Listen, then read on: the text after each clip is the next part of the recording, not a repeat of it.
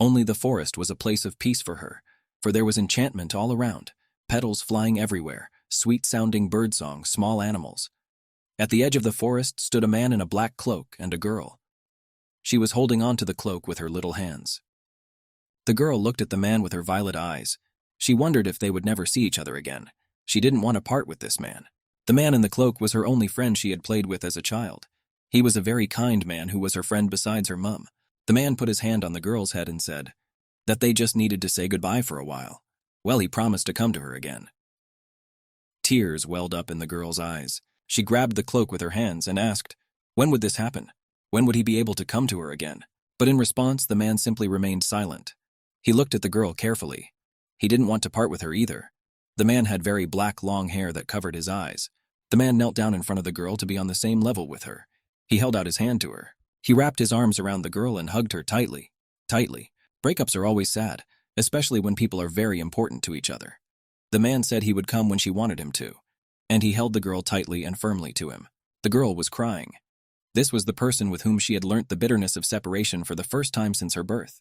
She realized how much it hurts and how it burns in her chest when someone close and dear to her leaves for a long time. It would be natural to simmer with resentment, for the time they had spent together had been filled with happiness.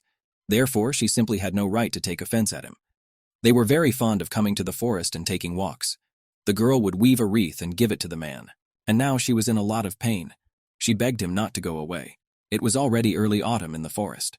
Multicolored leaves were falling on the grass. The girl said that if he left now, they wouldn't be able to see each other for a long time. But the man had no other choice. He turned and walked away, and the girl stood and watched the development in the distance. The man turned round for a second. He heard the girl begging and pleading with him not to leave. She is very painfully homesick and bitter at heart. The girl called the man affectionate uncle. And now she's all grown up. And it was at that moment that she dreamed or fancied the incident when she was saying goodbye to her uncle. It was in her childhood, but she remembered it as she did now. And now she was in the dungeon.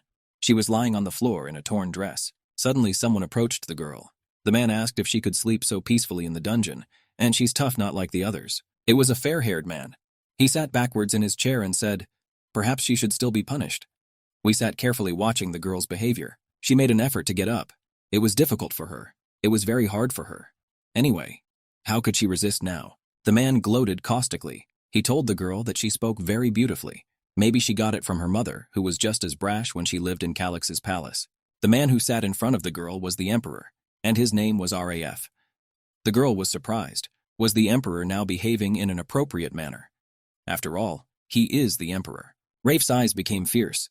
He said that most likely the girl had not received enough. The emperor slowly stood up from his chair. He called the girl an illegitimate child of the previous emperor. Does she really want to classify herself as an imperial bloodline? The girl only listened attentively to his story. She was a real princess and her name was Celeste Calix. She was a real princess and her name was Celeste Calix. The events took place in the imperial dungeon of the Calix Palace. Everything here was sullen. There was a dim light along the corridor. And on either side of the corridor were cells. There was only a hand with a whip going up. Someone was torturing someone. At this moment, the princess was being beaten on the back with a whip.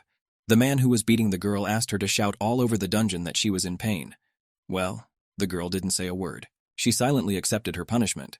No matter how much pain she was in, she was silent at that moment. She was beaten by the emperor. He was very angry and fierce. He asked her to scream and also to beg for salvation.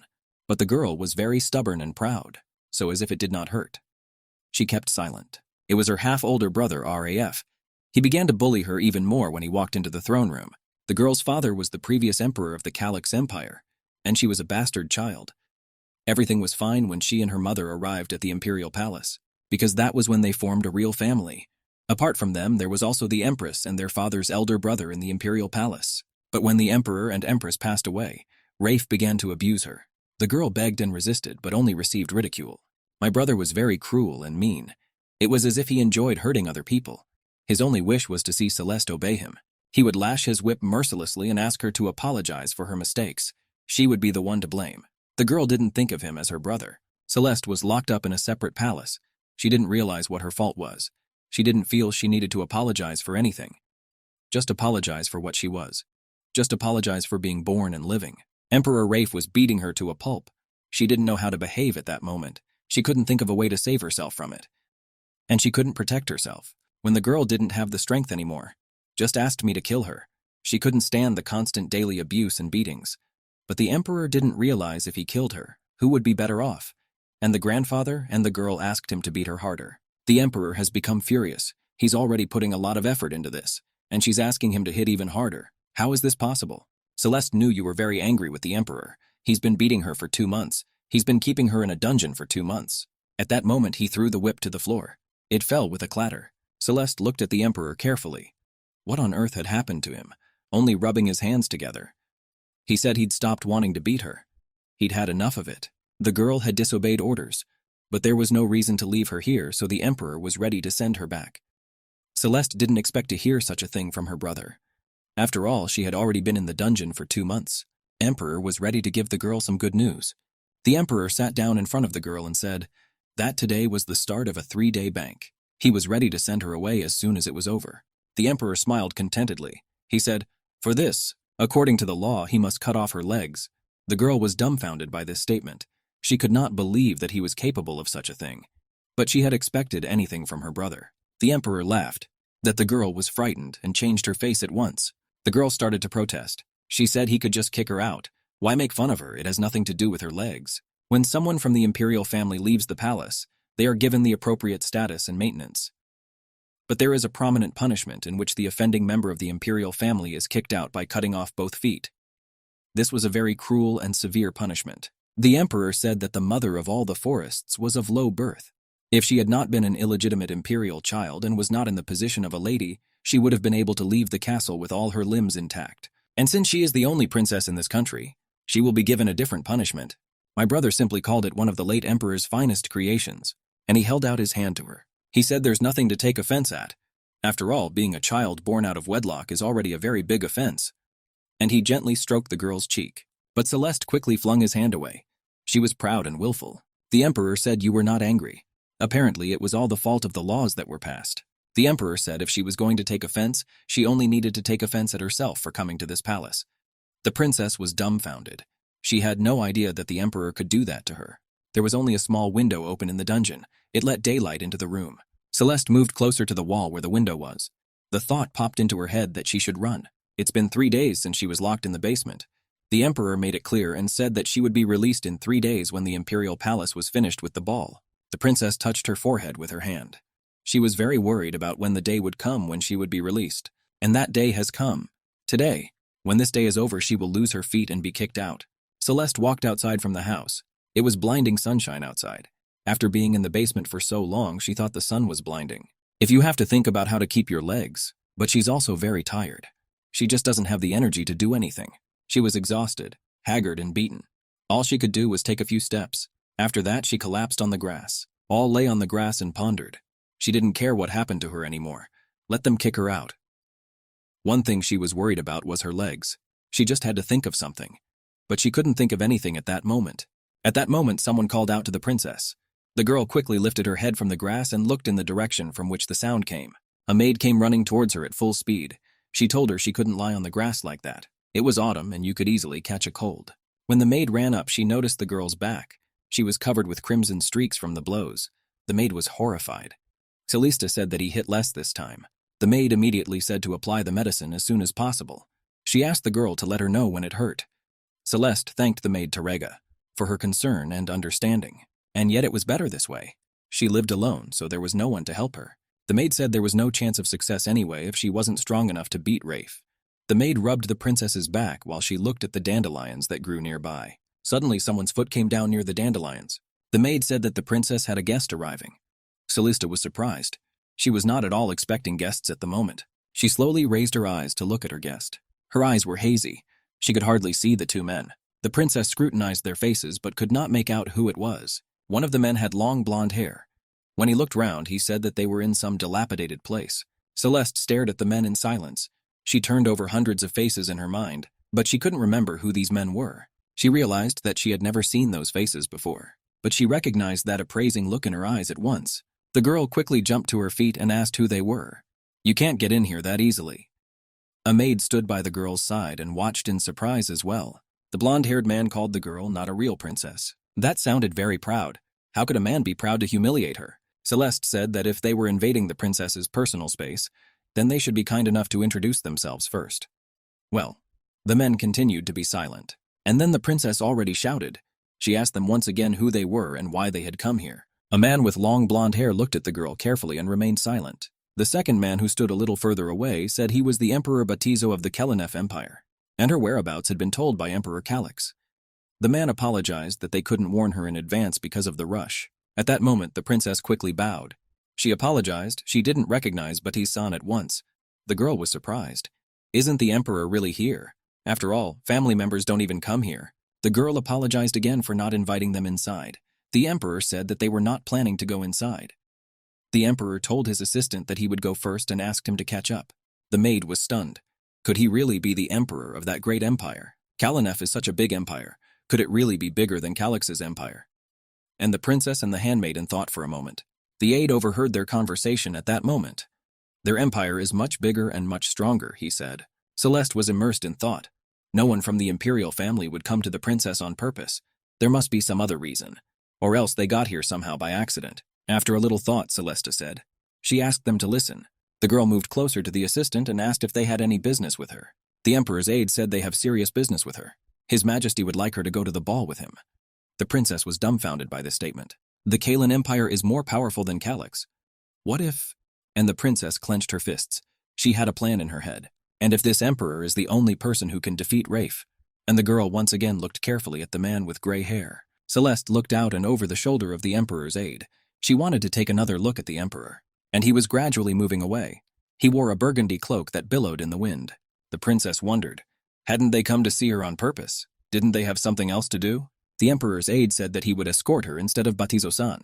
And the aide smiled cheerfully. Suddenly, the young man was embarrassed. They had been talking for so long, and he hadn't even introduced himself yet.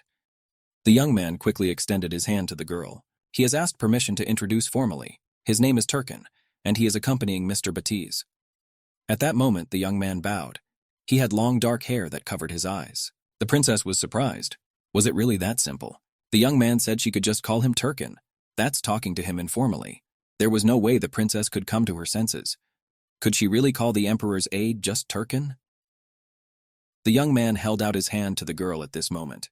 He said that he had no surname or rank. He also suggested that she follow him. The princess slowly followed the assistant. She looked at him and thought, it's very strange that he doesn't have a rank. He seems like an ordinary man to me. He reeked of a noble nature. Some unusually marvelous feeling arose in the girl's soul. It was a feeling she could not even describe in words. However little she knew about the world, looking at such a man, she could tell for sure that he was from an aristocratic family. The princess walked on and furtively regarded this young man. As soon as the young man looked at the princess, she quickly turned her gaze away. She wanted to pretend she wasn't looking at him at all. But at that moment, the young man stopped and looked intently into the princess's eyes. The princess also looked straight into the Turkin's eyes. He silently looked directly into the princess's eyes. He said nothing. The princess didn't realize what had happened. Why was he suddenly looking at her like that? The girl didn't understand what was happening. Suddenly, the young man held out his hand. His hand guided to her face. The girl's gaze became surprised and frightened. Why did she get that feeling? Maybe she just hadn't seen people for a long time. The young man suddenly stroked the princess's hair. His facial expression was very kind and happy. He was looking at her like that. It was like looking at someone he missed very much. All these thoughts were quickly turning over and over in the princess's head. She just stood there looking at him intently.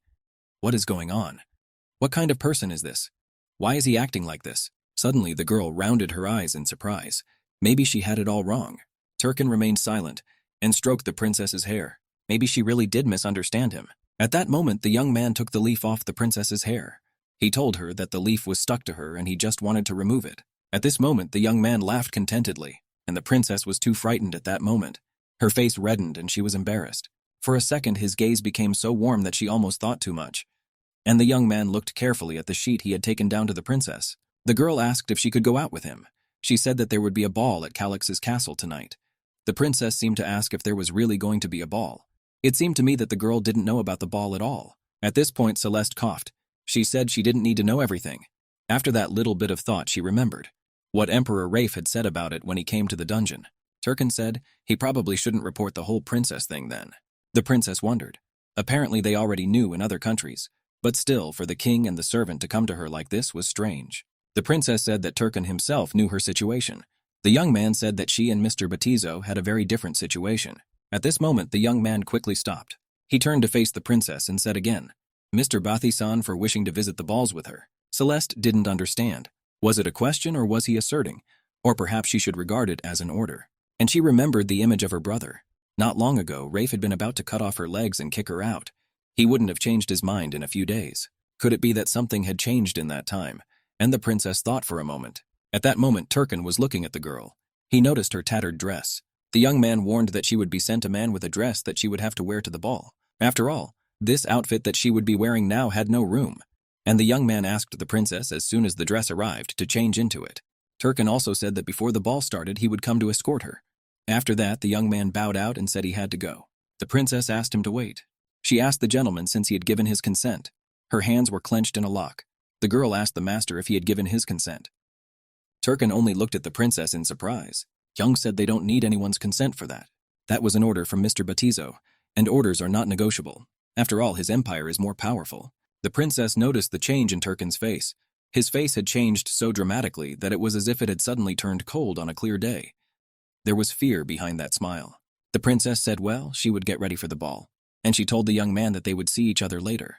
The princess couldn't know for sure how it would turn out, but the only thing she knew for sure was that she had a chance. The image of the Batizo came into her mind. This man was stronger than Rafe and more powerful, which meant she had a chance. The events took place in the house where the princess and her maid lived. The day of the ball had arrived, and the girl had to prepare for it. Here came the one she was supposed to wear. The dress was very nice.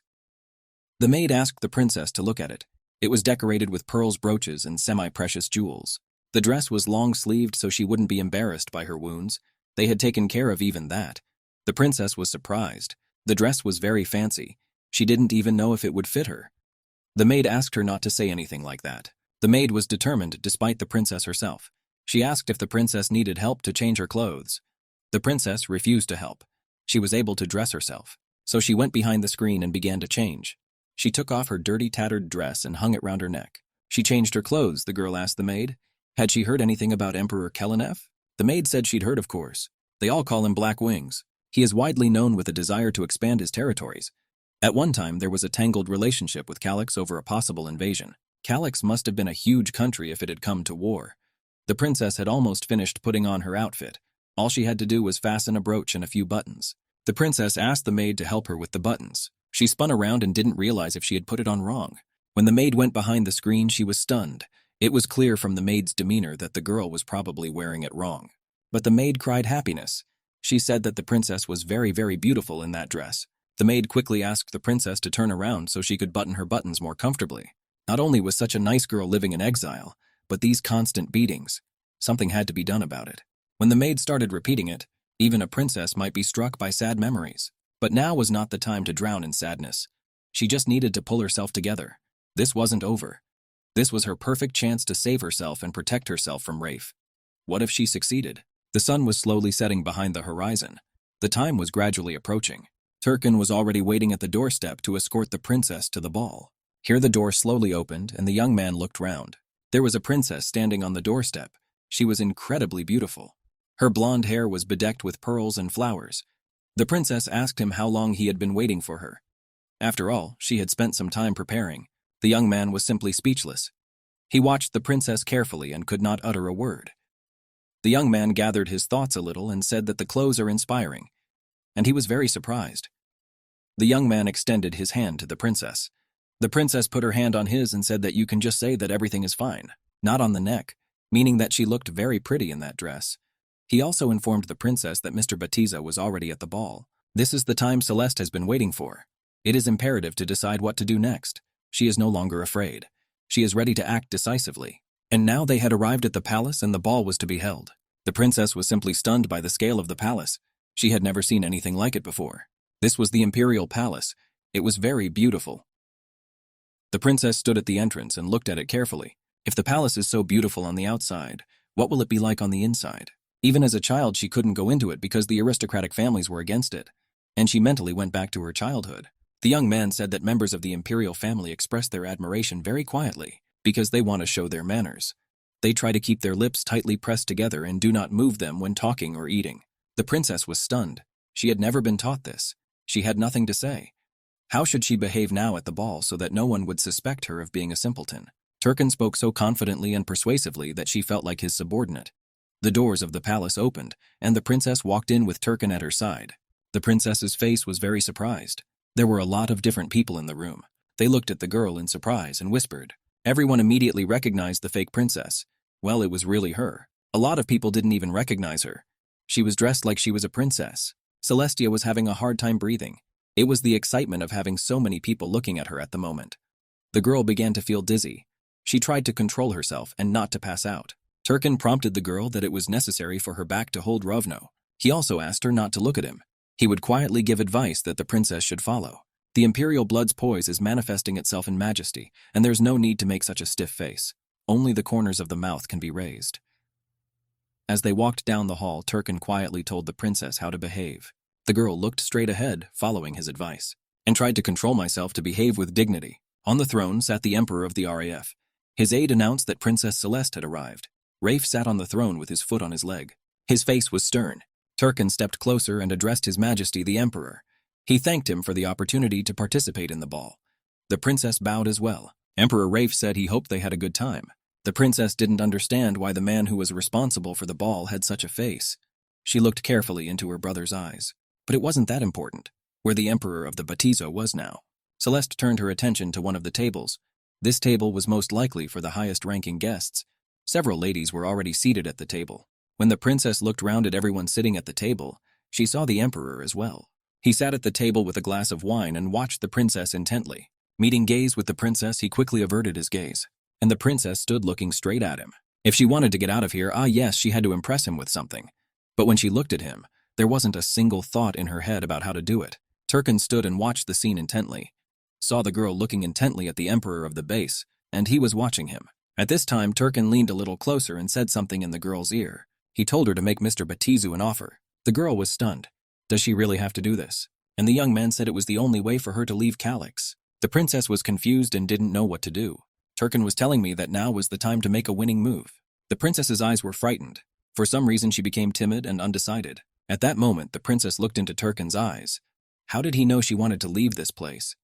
She felt as if the young man could see right through her.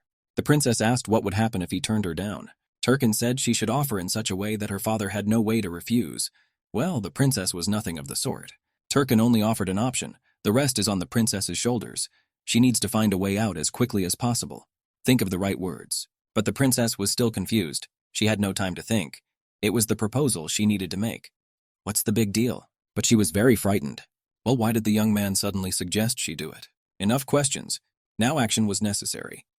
Batizo sat at the table and drank wine. All that matters now is whether she can become Empress of Kalinif, and that all depends on her now. She must pull herself together and act decisively.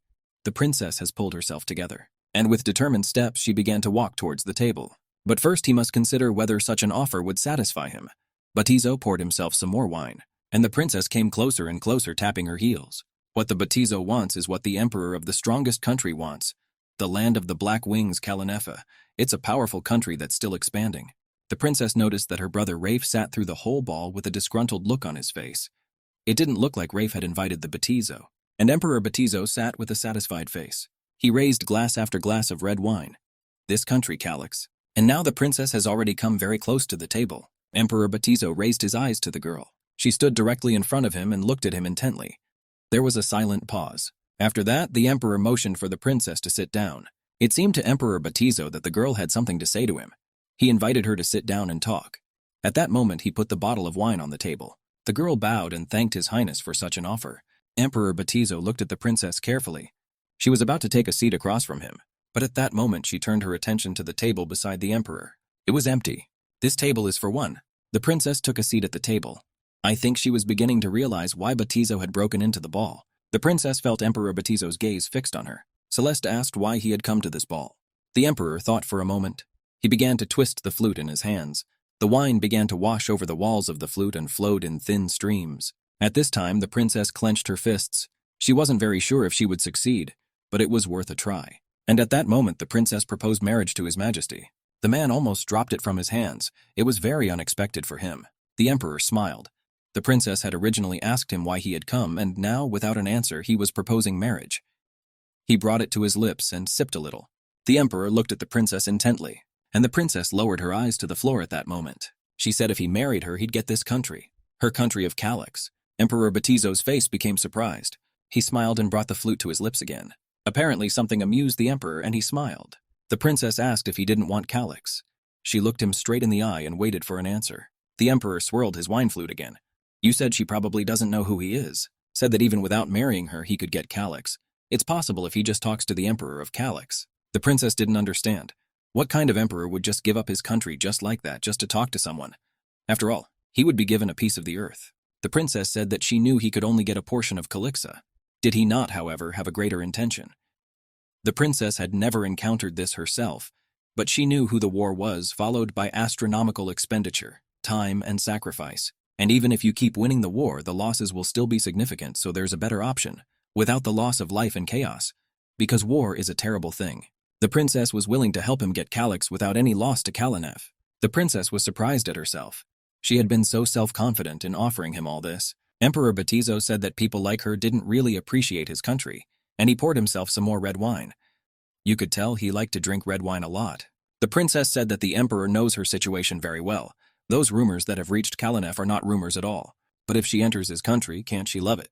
The emperor looked into her eyes in surprise. He asked, is that not the same as selling out the country? And he poured wine for Celeste. At that moment, the girl exhaled a sigh of relief. She hadn't realized he was so moral that he wouldn't go to the trouble of marrying for a new earth. The girl held up a grease card and bought a little red wine. It was obvious that the emperor was thinking about something. He was silent, but his mind must have been full of thoughts. Perhaps the princess's proposal could be considered. At this time, the emperor coughed. After that, he laughed. The princess was in some kind of awkward position. The emperor had a talent for embarrassing people. The emperor said that she princess would not help him get hold of Calyx. The princess said she has the power to do it if he lets her. She wants to become empress of Kalinef because the emperor said she was too young. He would simply tire of training her as a wife, or there would be much to learn. The princess smiled and said she could learn anything. The emperor once again questioned her if it was true that she could learn everything she could. The emperor said she didn't even know what exactly she would need to learn. This suggestion only caused the emperor to laugh. But for the princess, there was no other way. It's her only chance, and she prayed to God that he would take it. The emperor continued to swirl the wine in his glass. He said that if he agreed, she would have to keep that promise. The princess looked at the emperor in surprise. She was already pretty sure she'd made it. The princess said she would, and they brought their flutes to each other and clinked. The princess smiled at that. Turkin stood nearby and watched. He realized from the cheerful expression on the princess's face that she had succeeded, and it was wonderful. The events took place in the imperial palace of Kalinef. The princess was glad she had succeeded, and if she hadn't, then what would she do? Now she could catch her breath and calm down. She went outside for a little walk, but at that moment the girl felt an intense pain. She yelped in pain. Because of the excitement, the girl didn't even realize the back of her shoes were rubbing very hard on her feet. The princess didn't understand. She had been sitting still the whole time. How could she rub her foot so quickly? The princess noticed a bench not far away from her, so she decided to take a break and then move on. The princess sat down on a bench and thought. She quickly took off her shoe and looked at her foot. She quickly took off her shoe and looked at her foot. While the princess was busy considering her leg, Turkin quickly approached her. He said that she was doing well. The princess was very fond of her leg, so she was frightened. He didn't even give a sign of his presence. Turkin tried to do it with his voice, but she couldn't hear him. He looked carefully into the princess's eyes. He realized that the girl was worried about something. He asked her if she was all right. After that, he turned his gaze to the new girl. The princess said she was fine, but she just rubbed her foot a little with her shoe. The princess told the young man that she wanted to ask him something. The young man was ready to hear the princess's question. She asked him if Mr. Batizo knew she would propose marriage to him. It was all obvious, but he hardly knew that she would offer him Calyx. The princess was outraged, and had it all been decided by what she offered him? The young man laughed. It turns out that's the way it is. Of course, Batizo was just testing her. There was nothing to be done. It was urgent, but the princess was still feeling very bad. The reason Mr. Batizo is here and even the wedding, it's all Turkin's plan, isn't it? It was that he laughed. He said it was only partially his plan. Did Turkin propose marriage knowing she would want to give Calyx away? Well, that can't be. Or it could. The princess felt sick at the thought that Turkin could see right through her. She was like a pawn on a chessboard to him. And what kind of young man is that? The princess asked him to step back. She needed some rest. She was getting tired when this man was around. She told the young man that he needed to rest too. After that, the girl started rubbing her leg with her foot. The young man watched it carefully. Another second and he reached out his hand to the girl's leg. He took her foot in his and started kneading it. The girl was shocked. What was he doing? He apologized. The young man guessed that this was the first time the princess would wear shoes, but he didn't know she would hurt her feet so badly. The princess screamed that it was all right. She didn't want Turkin to stretch her legs. The princess was furious. She didn't understand why he wanted to do that. Turkin clasped her feet and told her not to twitch. He said he would now accompany her, and act as he should. The princess was stunned. Did all members of the imperial family have to have a chaperone? It was not likely that anyone would see it and think the wrong thing. Turkin said he'd already looked round. No one comes in here much. The princess squinted her eyes and looked at the young man carefully. He's her subordinate, so she can do whatever she wants. But still don't forget that he's a man. The massage made the pain in her legs subside. She just had nothing to say. Suddenly someone shouted to see what was going on. The princess sat on the bench dazed. Turkin sat beside her and kneaded her legs. Another couple came onto the platform and hugged behind a pillar. The woman said it was beautiful here, and the young man said he was crazy to find a place where even the gardener wouldn't go. The princess and the young man quickly crouched down and hid. It was necessary for them to remain unnoticed. Turkin said they could hide behind that tree, and he quickly pointed finger in that direction. They followed quickly and silently behind a large tree.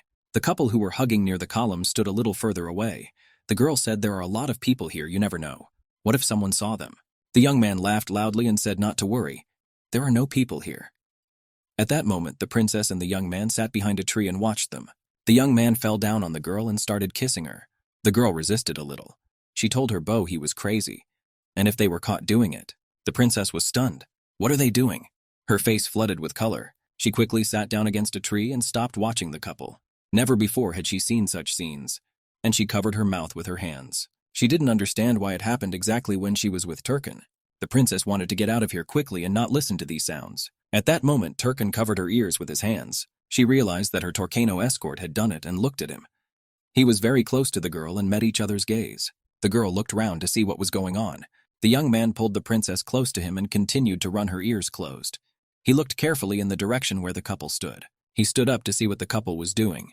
At that moment, the beau unbuttoned his girlfriend's dress. He bent down and whispered quietly in the princess's ear that they hadn't left yet. They would have to stay here a little longer. The princess looked closely at Turkin's lips. The princess wondered why this guy kept confusing her. Just stares at her absent-mindedly, even though he has no feelings for her. The girl, looking a little closer at Turkin's eyes, noticed that he just had an incredible eye color. She had never seen such a red eye up close. Never seen it in person, but it was very beautiful. And at that moment, the girl quickly averted her gaze from the young man.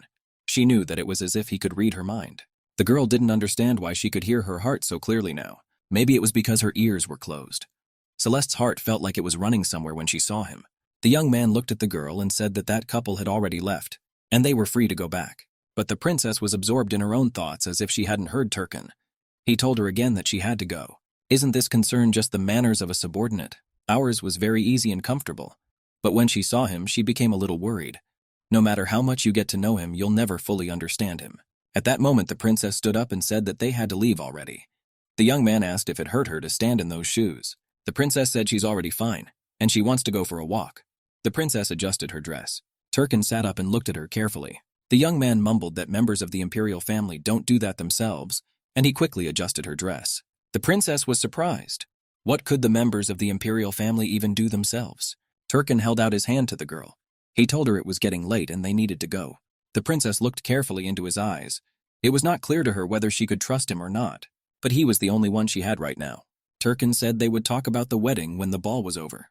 The princess didn't expect to have to talk about the wedding already. By now, everyone was seated at the table.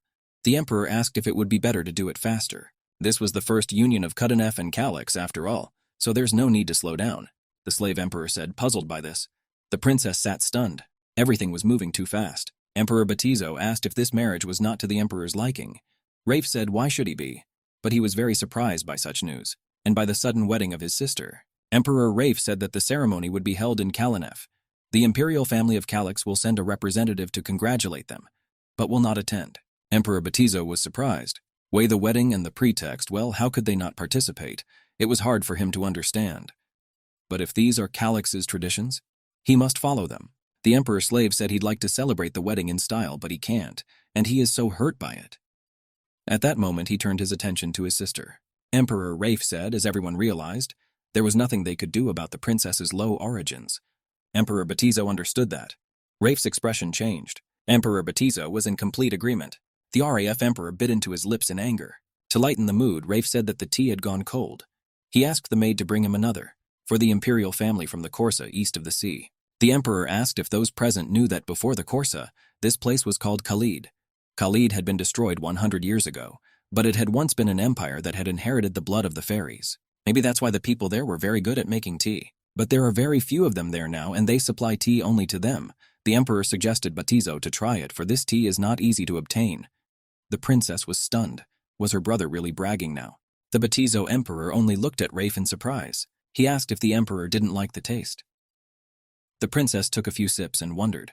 Just an herbal flavor, and that was all. The princess didn't even know what was so supernatural about it. Emperor Batizo didn't even touch the tea. He said he just eats only what is prepared in his palace.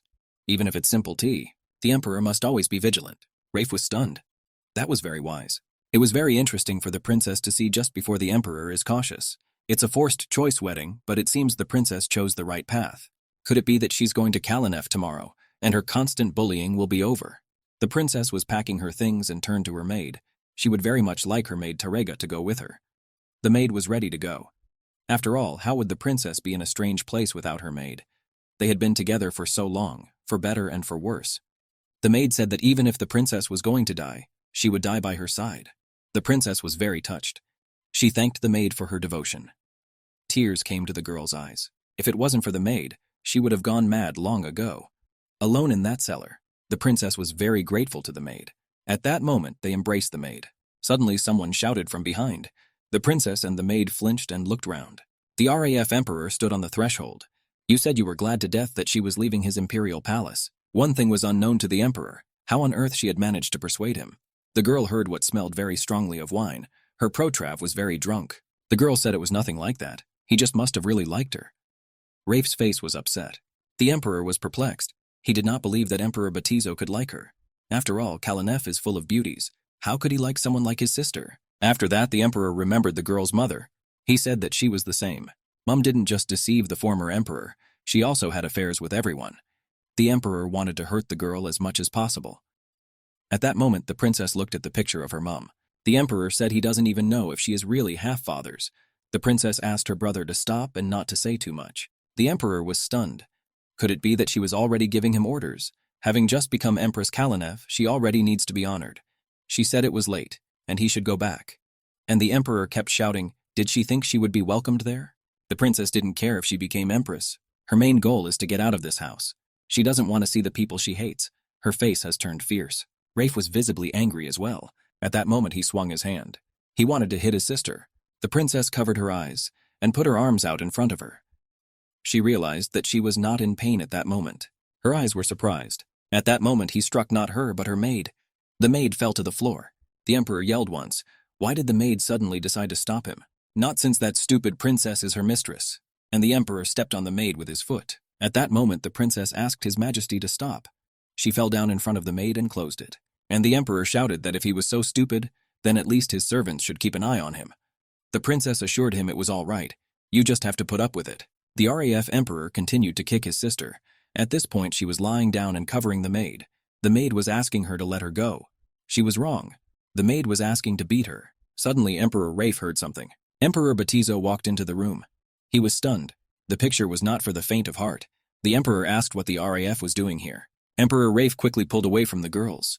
He asked the gentleman at the Batizo, what fates have brought him here? Emperor Batizo was stunned.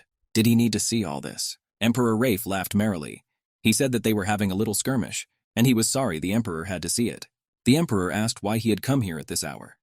At that time, the princess lifted up the maid and inquired how she was. The maid was crying and begging for forgiveness. She considered herself guilty. Emperor Batizo came to talk about scheduling with his fiancée. Emperor Rafe laughed. He too had come to talk to the princess. The Emperor was very upset when he learnt that she was leaving the palace. At this time, bruises could be seen on the princess's back. Her shirt was covered in blood. Emperor Rafe said, his emotions just taking over, at which point a maid intervened. It seems that the maid's mood was spoilt because she had taught her master a lesson. After all, she didn't know the reason and got into a conversation with the princess like that. Turkin also stood and watched the girl carefully. He felt very sorry for her. Emperor Rafe said that everything seems more confusing because the princess hugs the maid like that. Emperor Batizo asked the Emperor always such long excuses. It must have happened. The Emperor saw everything. What could he possibly have misunderstood? The emperor knew for sure that the royal family of Calix, which was famous for its dignity, was sure to punish its subordinates. Emperor Batizo came very close to Emperor Rafe. He bent down to his ear and told him to vacate the place immediately, if he had already finished, because he needed to speak urgently to his fiancée now. The Emperor Rafe tightly balled his fists. He was ready to leave them to talk. After all, it was already time for him to leave. Emperor Rafe turned around and wished the princess sweet dreams. The princess was upset. She didn't really want to hear anything from him. Emperor Rafe turned around and started to walk away. The princess began to wonder if he was drunk enough to subdue Batizo. The princess thanked his majesty. The emperor said there was nothing to thank him for. He hoped that the princess, her maid, was all right. The girl said that thanks to him, they were fine. If he wanted to talk about the schedule, Emperor Batizo said they needed to leave for Kalinef tomorrow. The princess asked how long the journey to Kalinef took. The emperor said, if you don't rest, it takes 15 days, but they will not be on the road for 15 days. The girl will spend a week to 10 days on the road. Turkin will take care of the rest. And the emperor pointed with his hand to the young man who always accompanied him. The princess looked at the men carefully. The emperor said it would be necessary to go even if she fell ill. She said okay. At that moment, it seemed to her that the emperor was not consulting her, leaving her to face the fact. She asked if she could last 10 days in her condition. The emperor said that the conversation was considered finished. He asked Turkin to follow him. The young man listened to all the emperor's instructions as always. They turned around and walked quickly to the exit. The princess thought about Emperor Batizo. He seems to observe all the etiquette, but still she feels as if he looks at her with pity. Even if it is, there's nothing the princess can do about it. What else do you expect from a contractual relationship? And so the day of their departure came. It was sunny and warm outside. Turkin came to the house and announced that the carriage was ready. The maid was ready to take the things. The princess said that they didn't have a lot of things, so this procedure would take a little time. The princess was holding one of the suitcases. Turkin walked over and tried to grab the handle. He wanted to help the girl and not make her carry her bag by herself. The young man said the royal family members would need to be careful about thanking their subordinates, because they have to do what they have to do. At this moment, a small shoulder bag remained in the princess's hands. Turkin took her in his hands as well. She could have carried it herself. But the young man objected. That was his job too. Only the girl was about to say thank you when she was half silent. Turkin had told her earlier to be careful in her praise of her subordinates. And the girl remembered her lessons. You can't admire badly, you can't thank badly either. There was so much she didn't understand about royal affairs. Here she was, already seated in the carriage. She wore an elaborate headpiece. Before leaving Calix, she had one last meeting with the Earl and the aristocracy, members of the royal family who have only a formal position, who pretend to be white-winged. She was also reminded of Rafe's strange parting words. He told her to take care of herself as much as possible. After that, he moved even closer to her ear, and he said that she must definitely survive in Kalinef. Those words were very strong in the girl's soul.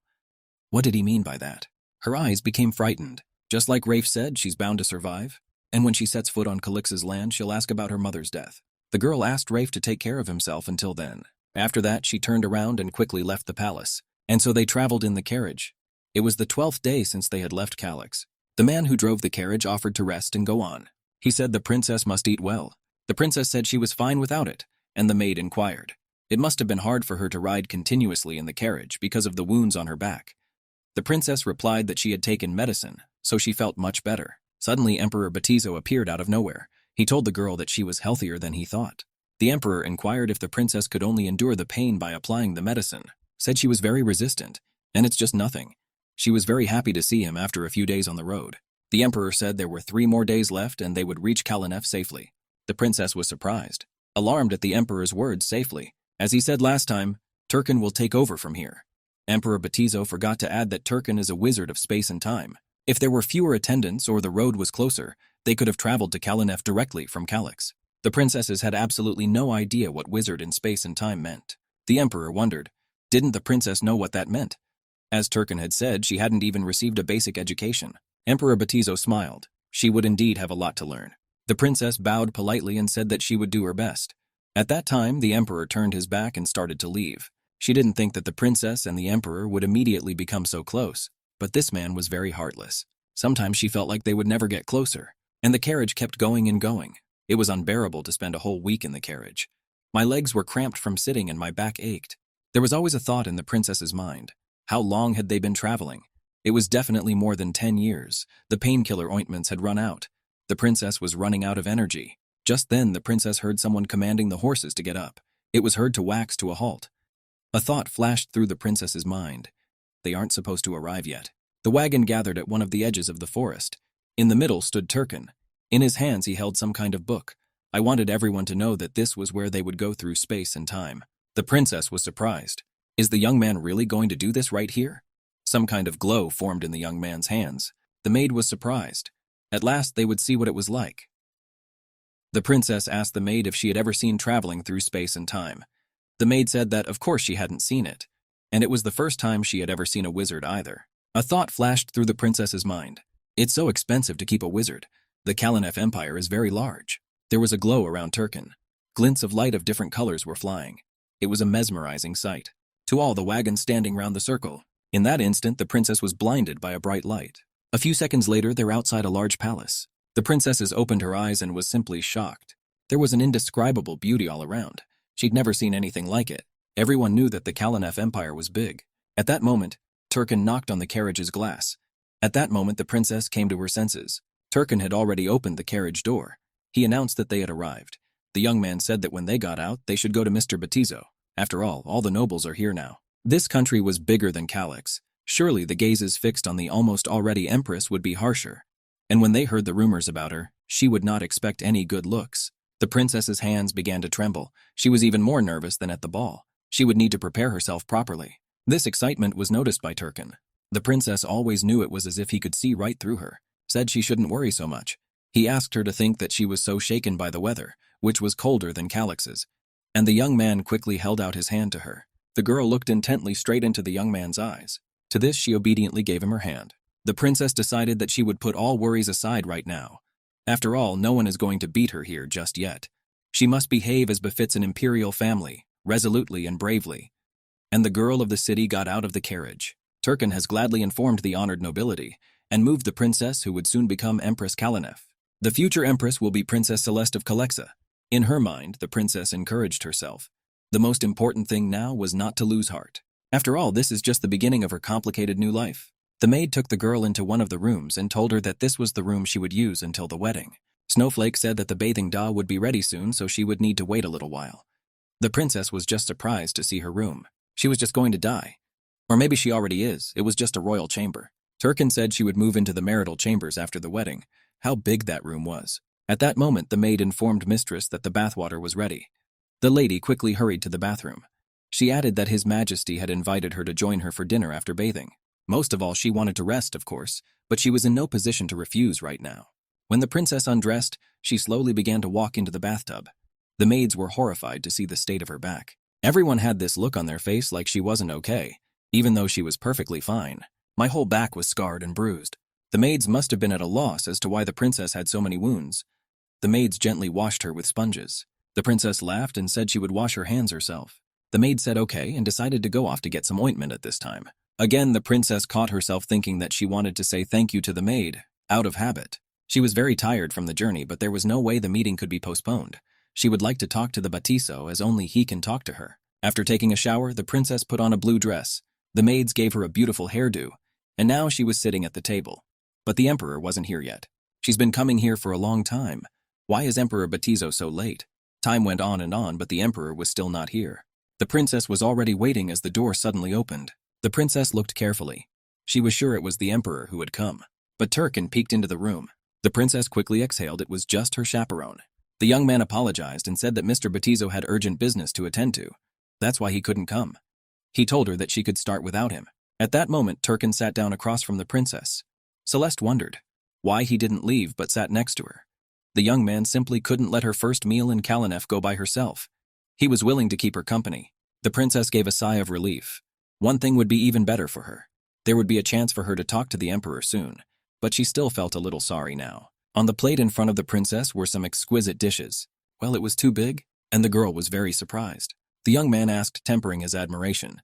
He knew that the girl was very hungry, so he offered to eat quickly. The princess only nodded, her head grabbed the knife in her hand and just wanted to start the meal. Well, something made her uncomfortable. The young man noticed that something was wrong. He asked her if she was uncomfortable now. The princess confessed. To be honest, she didn't know how to use it. In her hand, she held a knife. Turkin's face grew anxious. He said, "It's not difficult at all. In your right hand, you take a knife, and in your left hand, you hold a fork. Use the fork to hold the food and the knife to cut it off. After that, spear it with the fork and put it in your mouth. Princess tried it right away and asked if she was doing it right. Princess was very easy to teach. At this point, the young man asked to wait. The princess didn't understand what he wanted to say. The young man quickly approached the girl. He took her hands that held the cutlery. He slowly began to show her exactly how to use them. The girl's eyes were ravished. Turkin was very close. She could feel his warmth and his breath. She couldn't concentrate on the cutlery at the moment. The young man said she shouldn't push so hard with her hands. A few more times and she would be fine. The young man was surprised. How could this have happened? She had never used a knife and fork before. She said she was used to using only a spoon. Said she very rarely ate meat and it was usually finely chopped. The young man continued to stand and held the princess's hands in his. He was surprised that she always ate like that. The princess didn't know or remember if she had ever eaten fruit. At these words, Turkin fell into a stupor. The girl's childhood had been horrible. And the young man called Emperor Rafe a bastard because he abused his sister like that. The girl felt as if she had been struck by lightning when the young man called Rafe a bastard. He said it with such hatred. That princess at this moment turned round to look at him carefully. At this point, the young man quickly pulled away and became Rovno. He asked if the princess was all right. The girl said yes. Celeste fell silent, and he thought she was in a bad mood at this point. It was just very strange for a princess to hear that Emperor Rafe was being scolded by someone. The young man said that if he constantly insulted others, who himself should be insulted. The princess said that all this was true. She asked the young man to start eating soon. After all, she didn't even remember eating something like this. Her eyes sparkled with happiness as she looked at the food. She began to quickly cut off piece after piece and gobble it up.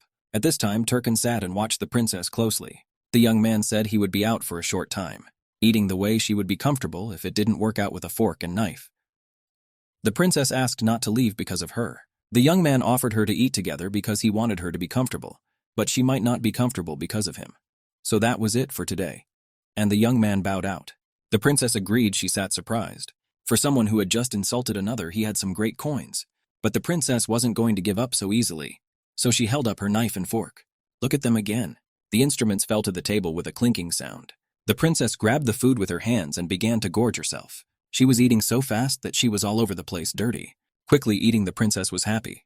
It was very tasty, as if she was eating it for the first time at all. Tears came to her eyes. Suddenly she remembered her mother. She wondered if her mother had ever tried anything like that. The princess felt a little sad. Morning came. There was freshly brewed tea on the table. Turkin sat across from the princess and said, she shouldn't talk to all her subordinates the way she talks to her maid Terega. Celeste became indignant. And how is it that she needs to communicate with her subordinates? Some heaviness was felt in the stomach area. The princess felt a little nauseous. Had she eaten too quickly? It's certainly good to get close to people, but she should not be so close to her subordinates. Communication should be short, warm, decent, and serious, and always with her head held high. This was already very difficult for the princess. Becoming perfect is always more difficult. The princess said okay and she would try harder. And at that moment the princess bent over sharply. A young man rushed to her aid. The princess's face turned gray-green. She jumped up and wanted to run. Yeah, she turned around and started running. The girl was quickly able to run to the ladies' room. She started vomiting. Apparently she has not been living well and so the food has not been able to digest properly. In addition to this condition, the princess is very short. Turkin peeked into the ladies' room. He was very worried about the girl. The young man asked how it was. The princess turned around and asked not to come in here. She turned around and once again asked not to. After that, the girl started to lose her balance and fell down. Turkin held out his hands. He tried to lift the princess up. The girl opened her eyes and spoke his name. After that, she said something else unrelated. The young man did not understand what she was saying.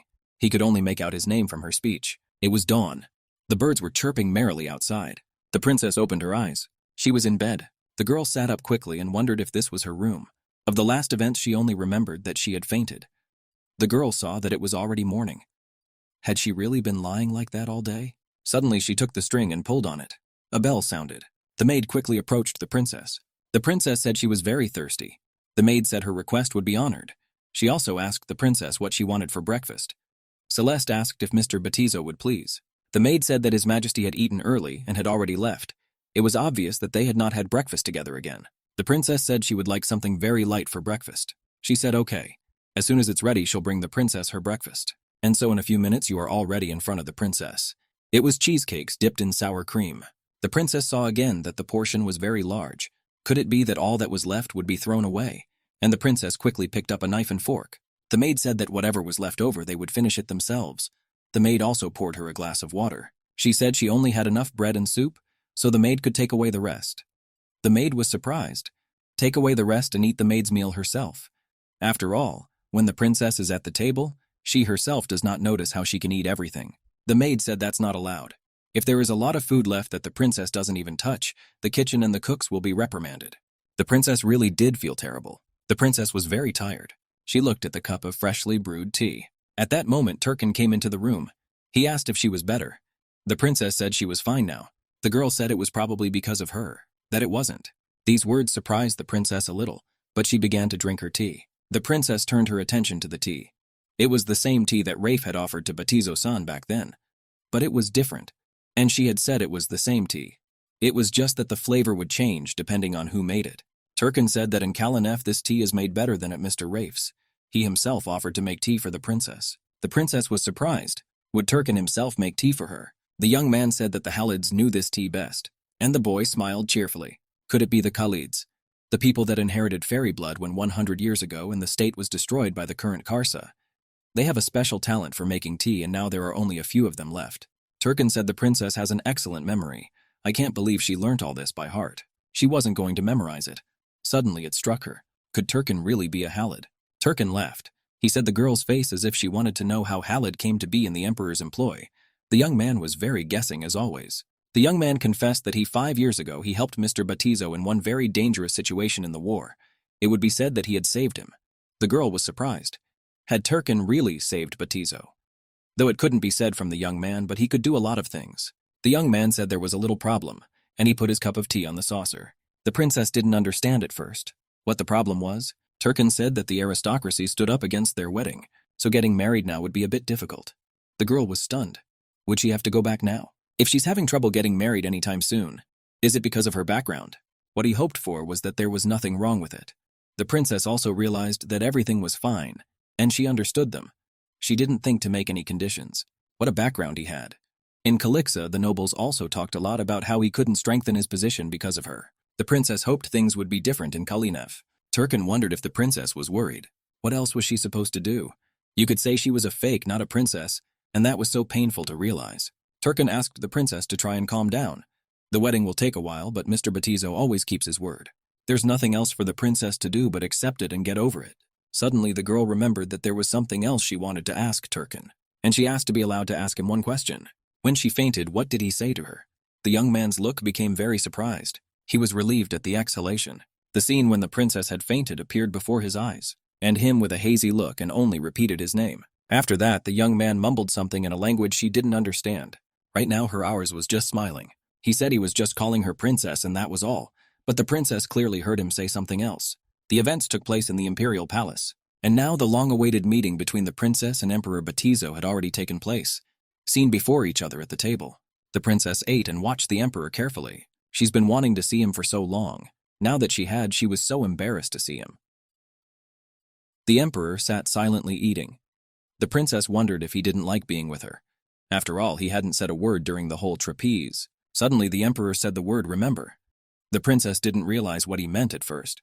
The emperor said that she had once said she was a good learner. The man had some wine and asked if she was really a good student. The princess said she was a fast learner. She also wondered why he was asking her that. And the emperor said that the aristocratic part of her was very much against her. He tried to change their minds, but they made conditions. They want her to initially receive an education worthy of an empress. The princess was surprised. Oh, that's what the conditions were. The princess asked what education included, and education included many things: history, politics, geography, economics, and etiquette. There are so many sciences an empress must know. The emperor added that more, but for a second he thought for a moment and closed his eyes. The princess looked at the emperor in surprise. And you also need to be able to do some of the very last things. He said there were many things to learn. The emperor never said what this last thing meant. The princess didn't understand why it was necessary to start talking about this last thing. So it wasn't the most important thing on the list. The princess asked if she learnt it all. Then they can get married. After all, she must keep her promise to the emperor. He must keep his promise too. The emperor said, of course. And tomorrow she will be introduced to a teacher of various disciplines. The princess thought for a moment. She was silent. The emperor was also silent and finished his glass of wine. The atmosphere was pleasant with candles burning in candle holders. The princess noted to herself that it wasn't so awkward with Turkin. There was silence in the room. It was uncomfortable. Putting the empty glass on the table, the emperor asked if the princess liked the food. After all, she hadn't eaten much of anything. The princess realized that the emperor sees everything. The man asked her not to observe etiquette but to keep quiet. She can tell him anything that bothers her. The girl said that she had eaten a little too much yesterday, so she probably shouldn't eat too much. The emperor asked perhaps she needed something. The princess asked permission to look around the castle. Emperor Batizo said, "Of course, she can ask Turkin about such things. She doesn't need his permission at all, it goes without saying." Emperor Batizo continued to eat with his fork. Princess Celeste was happy. She thanked His Majesty for being so kind to her. Hearing the thanks, Batizo only looked at the princess carefully. He was a little surprised. The emperor asked, "Too, is she really that excited about it?" Her frowning face lit up. The empress was embarrassed. Turkin asked her to keep her lips tight and to express her emotions a little more quietly. Emperor Batizo got up from the table. He said that he had given everything he wanted and so he would be the first to leave. He asked him not to wait, for he had much to do and it would be difficult for them to see each other again. At that, the emperor bowed gallantly. The emperor asked me to spend all my free time studying, and to be focused in class. Turkin would also be her teacher. The girl understood everything and was ready to follow the emperor's orders. At this moment, the young man turned around and quickly left the dining hall. The princess was surprised. The emperor just took off, he didn't even say goodbye. Then he's behaving strangely. The princess looked carefully at the departing emperor. After that, she shifted her gaze to his chair. There were various thoughts in her mind. He could have said goodnight or something else. She's not just a passerby, she's his fiancée and future wife. He's not being very gallant. And now the day has come when the princess must begin her training. There was a large number of different books on the table. The princess was very surprised that the teacher of different subjects would be her acquaintance. Specifically, the teacher would be Turkin. The young man said that they had very few teachers who could surpass him, so he would take over her training. The princess had no doubt that Turkin was the most intelligent and educated. For 1 year, and soon another teacher would arrive. The princess immediately asked who would be coming to see her again. Ours told me that he will introduce him when he arrives at the palace. At that moment, someone peeked into the room. The princess was shocked. She turned her attention to the person who had entered. The person apologized for being late. A red-haired girl stood on the doorstep. She said that she was going to come early, but there was something that had delayed her. She apologized for being late. The princess said it was fine. It was the first time the princess had seen a girl from an aristocratic family walking around with such short hair. It was not customary in such circles. Turkin hurriedly introduced the girl. "This is Princess Elizabeth Guido of the Guido Count family." The girl gallantly sat down and bowed. She once again apologized for being late. The princess said that she was also very pleased to meet Elizabeth. She also asked if she had solved the problem that had made her late. Turkin and Elizabeth's reaction was strange. It was as if they had a change of expression on their faces. The princess realized that she had asked the question too directly. Elizabeth said that her case would be solved soon and everything would be fine. Also thanked the princess for her concern. Also, the princess added that Elizabeth had very beautiful hair. The girl was stunned. After all, the princess was the first who had complimented her about her hair. The princess couldn't believe that she was the first to compliment the girl, that it looked very pretty. The girl is very pretty herself. Elizabeth was very upset that no one understood this cool style that symbolized freedom. She thanked the princess again for understanding her. Did her style got recognition from the princess? It means it will be in fashion soon. The girl was unspeakably happy.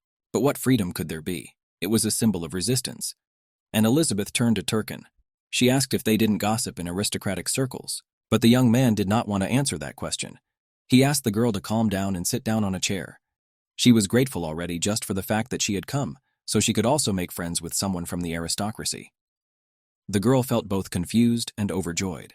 The princess decided to lighten the mood a little. She asked the girl what subject she was teaching. Turkin said that Elizabeth is here in no way a teacher, but as her personal maid. At this point, the whole girl was bursting into laughter and said she would go and make tea. The princess didn't mind drinking freshly brewed tea either. It seemed to the princess that the girl was very close to Turkin, to which Elizabeth objected. That's not true. She could not be intimate with such a man. The girl didn't know him very well. She only knew one thing, that he was unlucky. The princess was surprised that the noble girl spoke freely they spring. But in a world where everyone lies, a man like Turkin can be trusted. The princess thought for a moment. It sounded strange, but this was the guy who had become the closest to her since her move to Kalinef. Well, the princess knew absolutely nothing about him, except that he's one of the Halids and he has magic. After a little thought, the princess turned to Miss Elizabeth. The girl looked at the princess carefully. And I asked Elizabeth, she is 100% sure that Turkana can be trusted. Elizabeth said that this young man dispenses advice and talks to everyone directly regardless of their status. He is very different from the others. That's probably why he's so unlucky. Luck just turns away from him. Hearing that, the princess laughed out loud. But that's his charm. That's why Kalinef's girls hang on his neck. Is Turkin really that popular? The princess was very curious to know more about him. Elizabeth said he was still good-looking. Even though he has no status, he's still on the same level as the aristocrats, and he also has a large fortune. Along with His Majesty, he's one of the main topics of discussion in social circles. And she listened attentively. After that, the princess asked the elites to be about His Majesty. What is he like? Compared to what he looks like and what people say about him, he's much scarier. The princess was very surprised by these words. Why would he be considered scary? The princess didn't think so, although she knows absolutely nothing about him. At this time, Elizabeth cried out. The princess was about to marry him after all, and yet she managed to take a seat next to him when other girls were also after him. And the girl laughed. The princess couldn't quite trust her yet, but it seemed to her that Elizabeth the girl was quite sincere. The image of Emperor Batizo arose in the princess's mind. Why is he a scary person? Of course she felt as soon as she met him that he was an unusual person. But what Mr. Batizo was, she didn't know at all. She didn't know him at all. And so began the long days of the princess's training. Turkin was her teacher. The young man said that there are special clans in Kalinova and Kalika, and it is the only clan that has wings. The princess sat and listened attentively to everything her teacher said. Formerly people from Kalinef and Kalik's wings, well, from the marriage of all foreigners after hundreds of years, wings remained only in imperial families. A person can spread and hide his wings as he wishes, and the color of his wings and hair will be the same. The princess wondered if that was why her brother Rafa had white hair. But that doesn't mean that even in the imperial family, wings are manifested at birth. They can appear at any point in life. Before the age of 12, there are only marks on their backs. And after 12 o'clock noon, the baby's wings are fully manifested and begin to grow. But there are cases where the color of hair and wings may be different, but this case has a very small probability. Listening to this story, the princess thought of something from the past. This is the period when she lived in the imperial palace of Kaliksa. When she turned 12 years old, everyone showed great interest in her. But at that time, there was no sign that she would develop wings. The one with wings kept pestering her with questions. Is she alone or is she blood with the emperor? The princess had thought he was treating her like a fake princess because of her mom's background. But now the girl realized that he was questioning the blood ties. Turkin noticed that the girl had stopped listening to him at that moment. She seemed to be flying around in the clouds. Why then did her mom need to follow her father the emperor? The girl couldn't find an answer to that question. If she's not his own daughter, there's no other reason. She chose to live like this for the sake of the princess because she has the emperor's blood in her. Then why doesn't she still have golden hair and wings? Maybe they'll show up in time. At this point, the young man turned to the princess and asked if she was all right. The princess said everything was fine. She remarked that her hours knew history very well. She asked Turkin, is there anything he doesn't know how to do? She now said, naturally he doesn't know how to do many things, and he has many faults. And what's the difference between not knowing how to do things and having faults? And the girl asked what Turkin's faults were. She told him now that she was slowly learning about them in their daily lives. Slowly, but only over time. And he doesn't want to just pick up and talk about them. The princess wondered when it would happen. Suddenly, Turkin asked the princess not to hate him after she saw his flaws. The princess was very surprised. Could she really hate him? The young man said he might be so that the princess might hate him, and as long as she doesn't know that, it's okay. The princess laughed.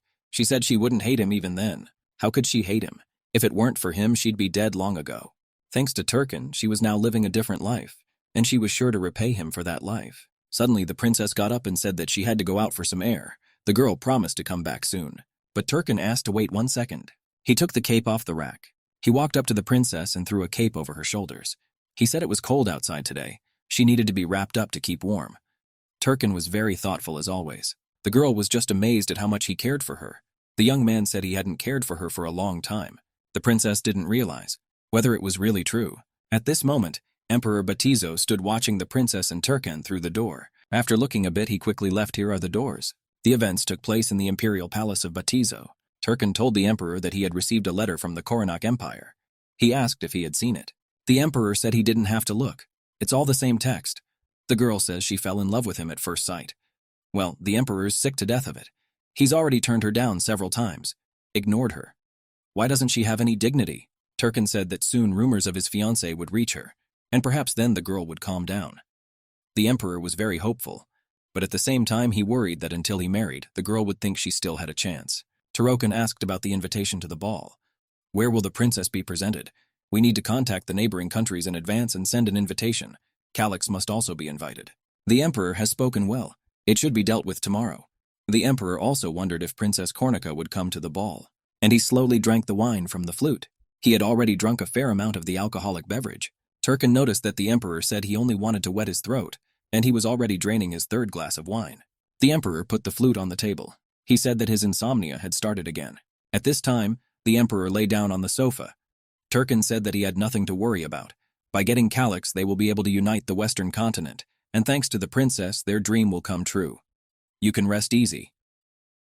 The emperor apparently didn't quite believe that this girl was up to the task. Turkin said that even though he didn't believe in her, he could trust him, and since he vouched for her. That's right. The emperor wouldn't have thought of marrying a girl like that without Turkin. His insomnia was the worst of it now. No medication was working. The emperor had asked Turkin to help him. The young man said that even with his magic, one shouldn't rely too much on tea. And he put his hand to the cup with tea. Light energy seemed to pour from his hand. Turkin took the cup and held it up to the emperor.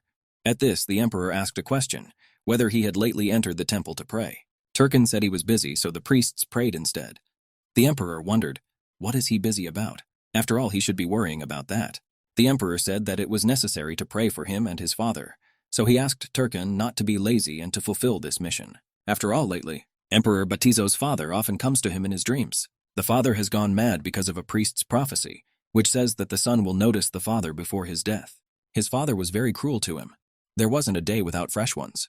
The emperor was as if he was distraught. He just kept repeating wounds, wounds, wounds. Suddenly he turned to Turkana. The young man stood listening to what the emperor would tell him.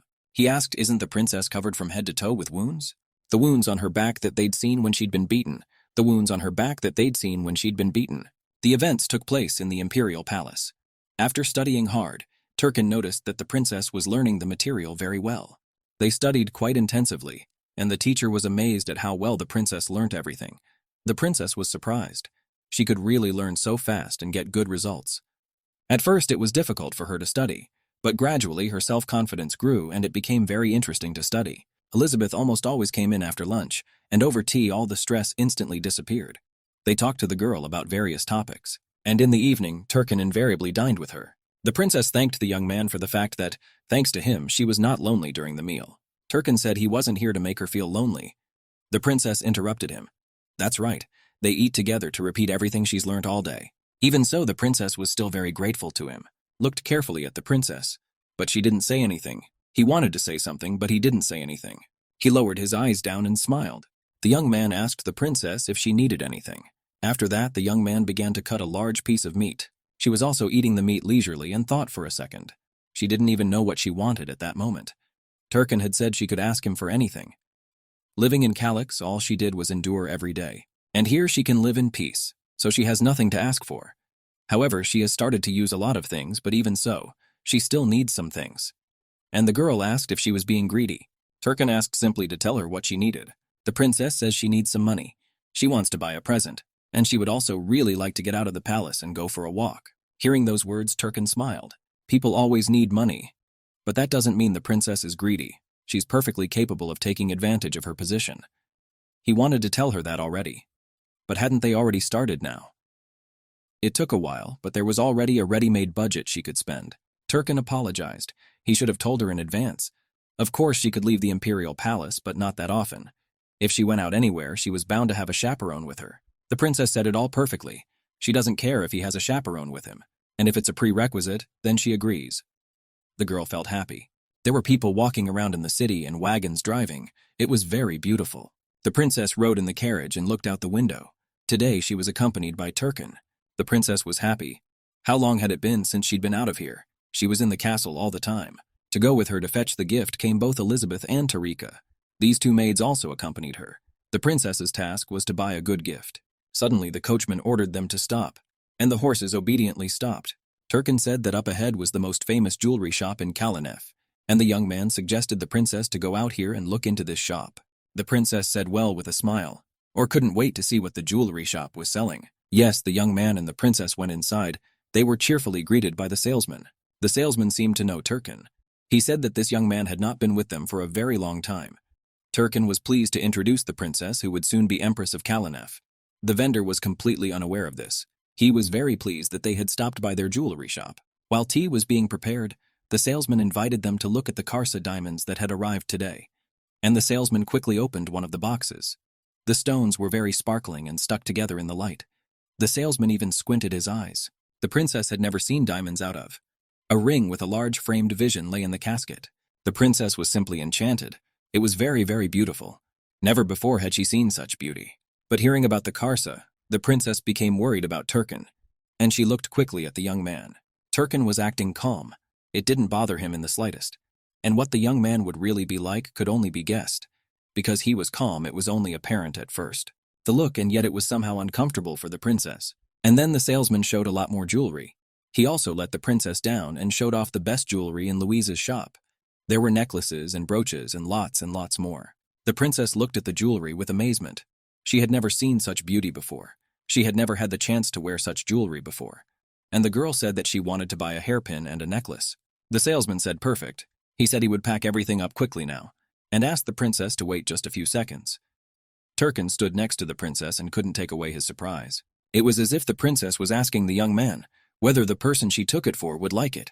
The young man said she had made a great choice, but it was worth considering that the person she had chosen the jewelry for might not like it. The girl would like it better. The princess was glad that her gift might appeal to a girl. The princess said she did what she wanted to do. Now she would like to look around the shop some more. After the princess looked at all the shelves, she thought, maybe she should have picked something prettier. The more she looked at the jewelry, the more she wanted to buy them. It seemed to her that all the most beautiful things in the world were collected in this shop. There were gorgeous earrings with red rubies, and there was also a piece of jewelry in this style, which was adorned with already very large red stones. At that time, the princess heard the executioner of a child. She quickly looked out of the window and saw a crying boy in the street. At that moment, a woman ran up to him, squatted down, and began to comfort him. The princess stood and watched the scene. She wondered what was wrong with the boy and why he was crying, and memories came flooding back to the girl. Throughout her life for her mom, she had been above everything else. Their life had been poor then, but so peaceful. And looking at that boy and his caring mother, she remembered her mom. Sometimes she missed the times when her mom was alive. The day her mom died, the girl remembered very well. Something had definitely happened that day. It was as if something in her soul had broken off. Now back to Calyx, she wanted to be sure to find out what had happened that day. What had happened to her mother? Why had she left so soon? And what was the reason? Pondering, the girl's gaze fell on a single piece of jewelry. It was a ring with a bright red stone. It caught her eye so much that the princess just couldn't leave it out. The princess turned to Turkin. She asked him if this ring was very expensive. The young man smiled and said, "Everything Louisa sells is expensive in itself." At this time, the salesman stood listening to the conversation between the boy and the girl. He laughed merrily and turned to the princess. If she liked this ring very much, he was willing to make a special discount for her. The princess took another close look at that ring. The ring was very beautiful. She liked it very much. But the princess wasn't ready to make that purchase. "You said it wasn't necessary yet." Turkin turned his attention to the item that the princess liked. When the princess arrived at the mansion, she took the necklace and held it out to the maid Tyrant. From the look on the maid's face, the princess realized most likely she didn't like it. The maid said she didn't like it at all. It was just that could she accept such an expensive gift from the princess? The princess told the maid that she had always looked after her. She just wanted to do something nice for her too. Tears came to the maid's eyes. She said that she could not give anything to the princess, and she was giving her such an expensive necklace. The princess asked the maid not to say that. After all, she had always supported her. She had given her so much. That this expensive necklace is just a small thing compared to what the princess has received from the maid. Tyrant was the one who shared the last morsel with the princess. In times like this when there was nothing to eat, she always looked after her. The princess wondered why this maid thought she had given her nothing. The princess laughed, and the maid was always a lot of trouble because of her. The maid only sighed. All this hassle around the princess was only a pleasure to her. At that moment, the maid reached out to the princess in her arms. She threw herself into her arms. Tears were dripping from behind her eyes. She was very, very grateful to the princess. The maid couldn't believe her eyes. How she'd grown so big. She was just a baby, smaller than her. Now the princess was practically a head taller. The princess addressed the maid by name. The maid at this point quickly pulled away. She apologized for perhaps hugging her very tightly. In fact, the maid remembered a very important thing. Mr. Batizo said he wanted to have dinner with the princess tonight. The princess was surprised to hear such words. Could it really be true? A thought swirled in the princess's mind, what she should wear for dinner tonight. The maid asked if the princess was going to change. The princess would only look at her dress and think about whether she should wear it. The maid confirmed that the dress was neat and pretty. It's also clean. The princess couldn't believe how she felt. What was happening to her?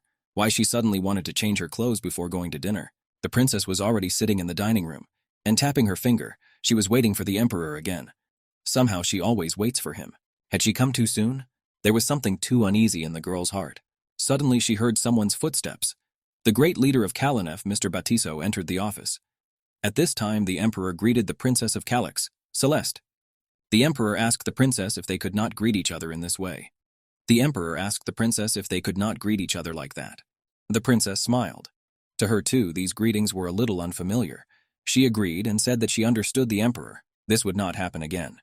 The plates were filled with gourmet dishes. Meat with vegetables as well as dessert. There were always fresh vegetables and fruits and berries on the table.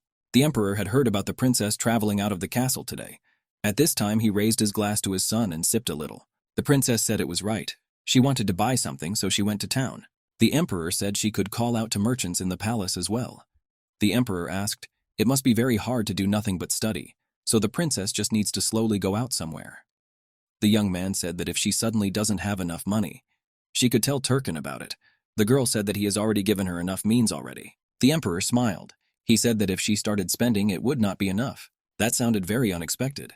The princess was surprised. She had always thought that the emperor by nature was not the type to care for others. He ate bite by bite. It was like he was throwing around words. But even so, he was constantly worried about her. Suddenly the emperor turned to a servant who was standing near him. He asked him to give the princess something. The servant immediately went over and took the object that the emperor wanted to give to the princess. A look of surprise froze in the princess's face. She looked at the servant who was slowly making his way towards her. A servant came up to the princess and placed a case on the table. It was the kind of case in which jewelry was usually always given. It was small, so one could assume that it contained either a hairpin or a ring. The princess took the case in her hand and looked at it carefully. The emperor asked her to open it and see what was inside. The princess slowly opened the case with trembling hands. She had a very surprised look on her face. Inside the case was a ring. It was very, very beautiful. The princess recognized the ring she had seen in Louise's shop.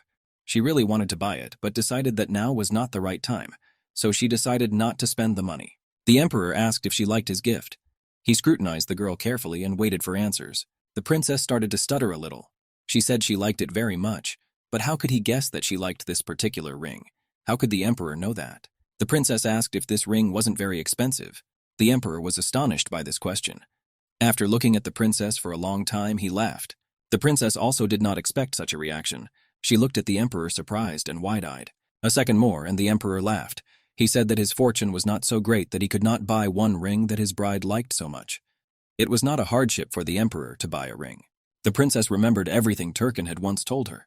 She shouldn't have said that to his face. The emperor smiled and said he was very glad. She liked that ring. And he brought the glass of red wine to his lips again. Tempest again turned his attention to the princess's behavior. She was sitting up and sort of daydreaming. She continued to stare intently at the ring and admire it. Could it be that she was now its owner? The ring was very beautiful. The princess had never seen such jewelry before and never wore it again. At this point, her heart was just pounding. The emperor said that he gave her this ring because Turkin told him so. The boys asked if it was really necessary to give the princess something like that. Turkin bowed politely. He at this moment brought the emperor the same brewed tea. I even said that the ring was just something the princess liked very much, and if a person liked something very much, then you can give it to them as a gift.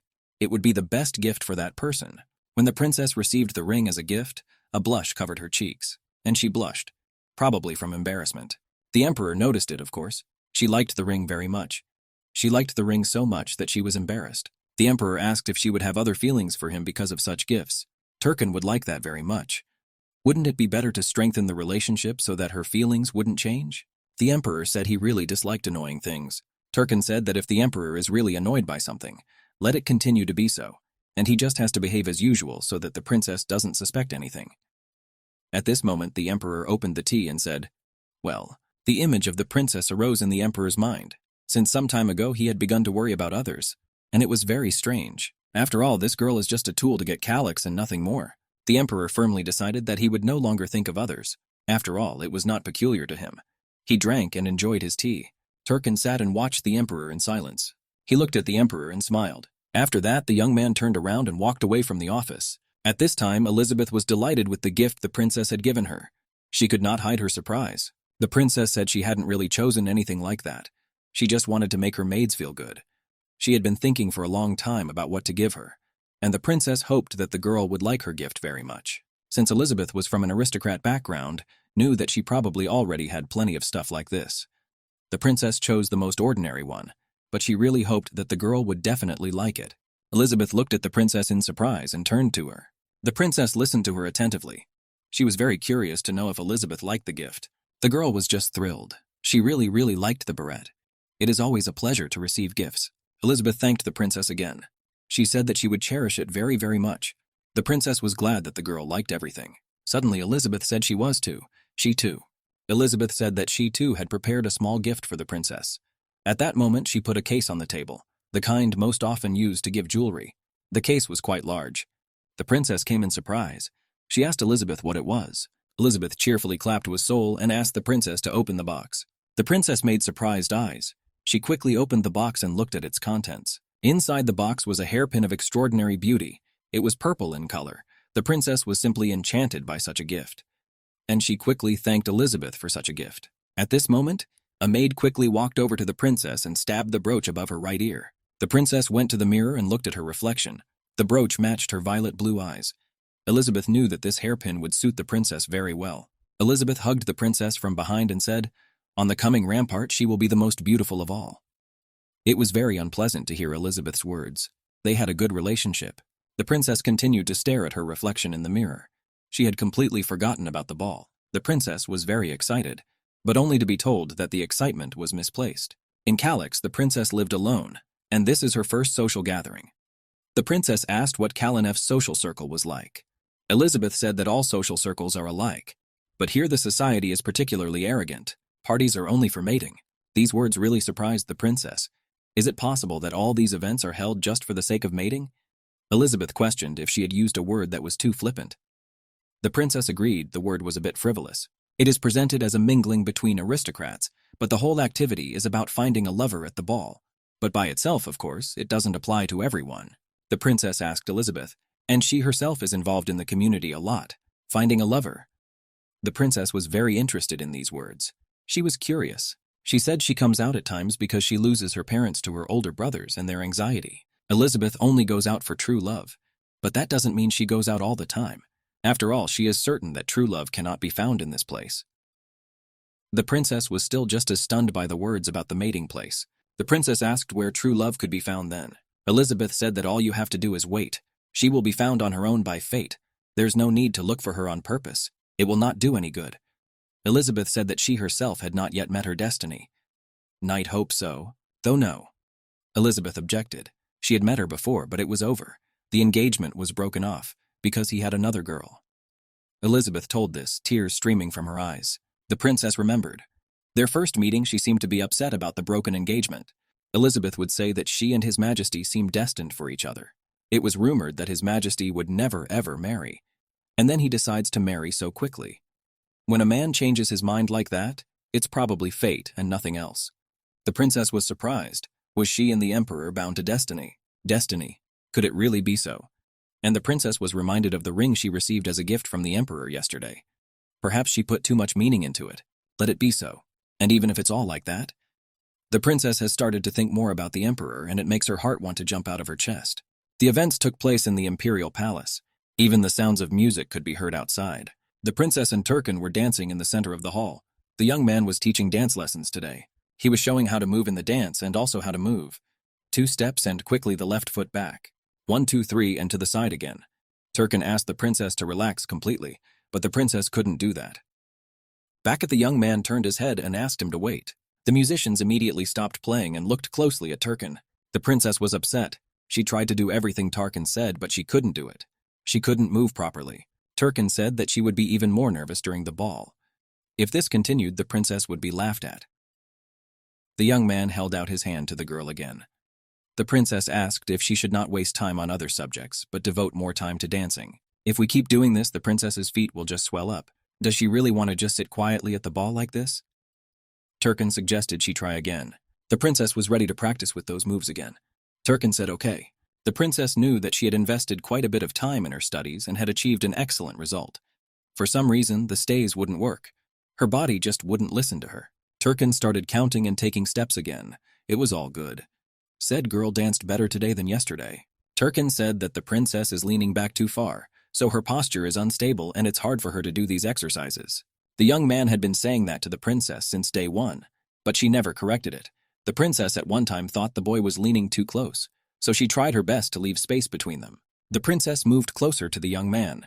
She asked if that would be enough, but the young man said that it was necessary to come even closer. The princess obediently leaned into the young man once more. She asked so enough, and R said yes and was ready to try the dance again. With the princess began to waltz. The young man said that the princess's legs felt as if they were frozen again. He asked her to relax a little. The princess saw that the young man was making too much effort. Suddenly, Turkin said that wouldn't do. He thought it was necessary to practice relaxation now. But the princess didn't understand how to work with it. At this time, the young man she had been thinking about for a few minutes. He suggested that the princess try it like this. He quickly spread his hands apart. He moved closer to the princess. The girl didn't understand what he was doing. He took a few steps towards the princess. He came even closer and hugged the girl. He pulled the girl tightly against him. The princess was surprised and embarrassed at the same time. The girl only had time to say the young man's name. She didn't realize that she was in the moment. Turkin leaned closer to the girl's ear and said she should lay her head on him and put her 2 arms around him. The princess wondered if that was such an exercise, and she was willing to try it. There was a thought swirling around in the princess's head. They were not alone in this room. In addition to them, there were musicians and servants as well. Someone would get the wrong idea. But if it's all part of the training, I don't mind at all. And the girl hugged the young man tightly. We need to do it now so that we don't embarrass the emperor later, and also not to fall in the mud on the floor and be embarrassed in front of everyone. After these peculiar exercises, the couple began to dance again, for the musicians to start playing, and they staggered across the parquet again. The young man kept saying that the princess should move to be comfortable. It should be more natural. The princess was making every effort she could. She tried to move beautifully and gracefully. She felt very different. She felt safe. So with each step she got better and better. Her body moved more naturally and her steps seemed more cheerful than before. The princess told Turkin she did everything he said, and she's getting much better. She feels more confident and graceful. After they finished, the girl looked into the young man's eyes. She said that he really was an amazing teacher. Turkin was speechless. His face grew serious. The princess didn't understand why he was so quiet. He should have told her that she was doing well, that she was doing much better now. The girl didn't understand why he didn't say anything. Maybe she's not doing well. She seemed to be the only one who thought she was making progress. The princess once again questioned Turkin. She wasn't dancing very well now either. It was just that the princess thought she was dancing much better, and her body didn't go numb as much. What's wrong? The young man was acting strange. She's really not doing well. The girl asked him how he liked her pose. She asked him to look at her. They continued to twirl in the dance, but the young man was silent. The girl looked at him questioningly with her large violet eyes. He in turn looked at the girl with his red eyes. They met gazes. After that, Turkin quickly looked away. He took another step on tiptoe, and then went down on a full foot. The young man said that they should call it a day. The princess was outraged. There was still plenty of time, so she suggested that he practice some more. Turkan said he remembered a very urgent matter. There was something he needed to do, so he quickly apologized, deflected, and got ready to leave. The princess said okay. Then they will do it again next time. The young man quickly turned around and started to walk away. The princess stood and only looked at him. She thought the young man was acting strange. After all, the test was coming up, and it would only be easier if she spent a lot of time practicing. It couldn't be helped. She'd have to try harder next time. Turkin was walking down the corridor, loudly tapping his shoes. It was obvious he was visibly nervous. Moving the princess a safe distance away, he stopped abruptly. He covered his mouth with his hand. The young man didn't understand what was happening to him at this moment, but those mesmerizing eyes of the princess. He remembered her neck. Turkin had never lost control of his senses or mind in his life. The princess was able to cloud his mind. He was spit upon by his feelings, and there was nothing he could do about it. The feeling was so unpleasant that it was hard to hide. His face turned pale. A cold sweat appeared on his forehead. He touched his hand to his forehead and thought this was some kind of madness. Soft sunlight fell into the room. The princess sat and listened attentively to another lesson. The teacher was telling her that the languages of the Eastern continent used confusing addresses. It was because of a culture that was oriented towards top-down relationships and a ranking system. One must constantly remember the different noble positions and the proper etiquette. Suddenly, the girl's gaze was drawn to what was happening outside the window. The princess saw a beautiful girl approaching. Looking at her, the princess thought, how chic and stunning this lady looks. She was bright, beautiful, and immediately caught the eye. When looking at her, one immediately thought that she was loved and proud of everyone. The teacher saw that the princess's gaze was fixed on this girl. She said that it was the princess of the kingdom of Koronak, Princess Elodia. The princess apologized that she couldn't concentrate. The maid said it was all right because they'd already gone through what she'd planned. Well, that was the end of the lesson for today. And the teacher quickly closed the book. Well, what was strange was that the emperor had invited the princess to the ball, that he was still sending letters to his majesty asking her to meet him. Why would he do that? At that moment a maid came up like well and peered at him carefully. She was stunned. I've added 4 more days, and already so many honored guests have arrived. The princess noted that the noise came even from here. The princess noticed that everything around her looked so agitated. She wondered what they were talking about. She could see that Elodia was laughing. The princess asked Terega to open the window. The maid understood the order in principle and quickly opened the window. The princess had only one thought. Would you at least hear a little of their conversation? She really wanted to know what they were talking about. So the princess found a closer window. Princess Elodie stood very close to the window and was discussing something cheerfully. The maid who was next to her asked her to talk a bit of fun about it. Well, the girl did not understand why she should hide and keep silent. After all, her deepest dream had come true. She had finally arrived in person at the castle where she could see Mr. Batiso. She had dreamed of him. The girl looked very happy. She said it was as if she could smell him here. The princess began to interject. There was Mr. Batiso walking on the grass on which she was treading. She was unspeakably glad that they were walking on the same ground with him. The maid did not stop whispering to her to speak a little more softly. At this moment, her maid was listening to everything from the window. Elodie said there was nothing wrong with it. The emperor isn't married yet, he's just getting married. Whether or not that wedding happens is another matter. Things could change at any moment. Terega's maid was stunned. There are women who talk such nonsense. The princess asked the maid not to lean out the window so much. After all, they might be seen by the honored guests. Celeste didn't like what Princess Elodia was saying, but she was right about something. Mr. Batizo says he's keeping his promise, but he's only planning a wedding, especially since the people of the country would not support Elodia. There was nothing to be said. Princess Elodia was well with herself, bright and memorable. Princess Celeste clenched her fists.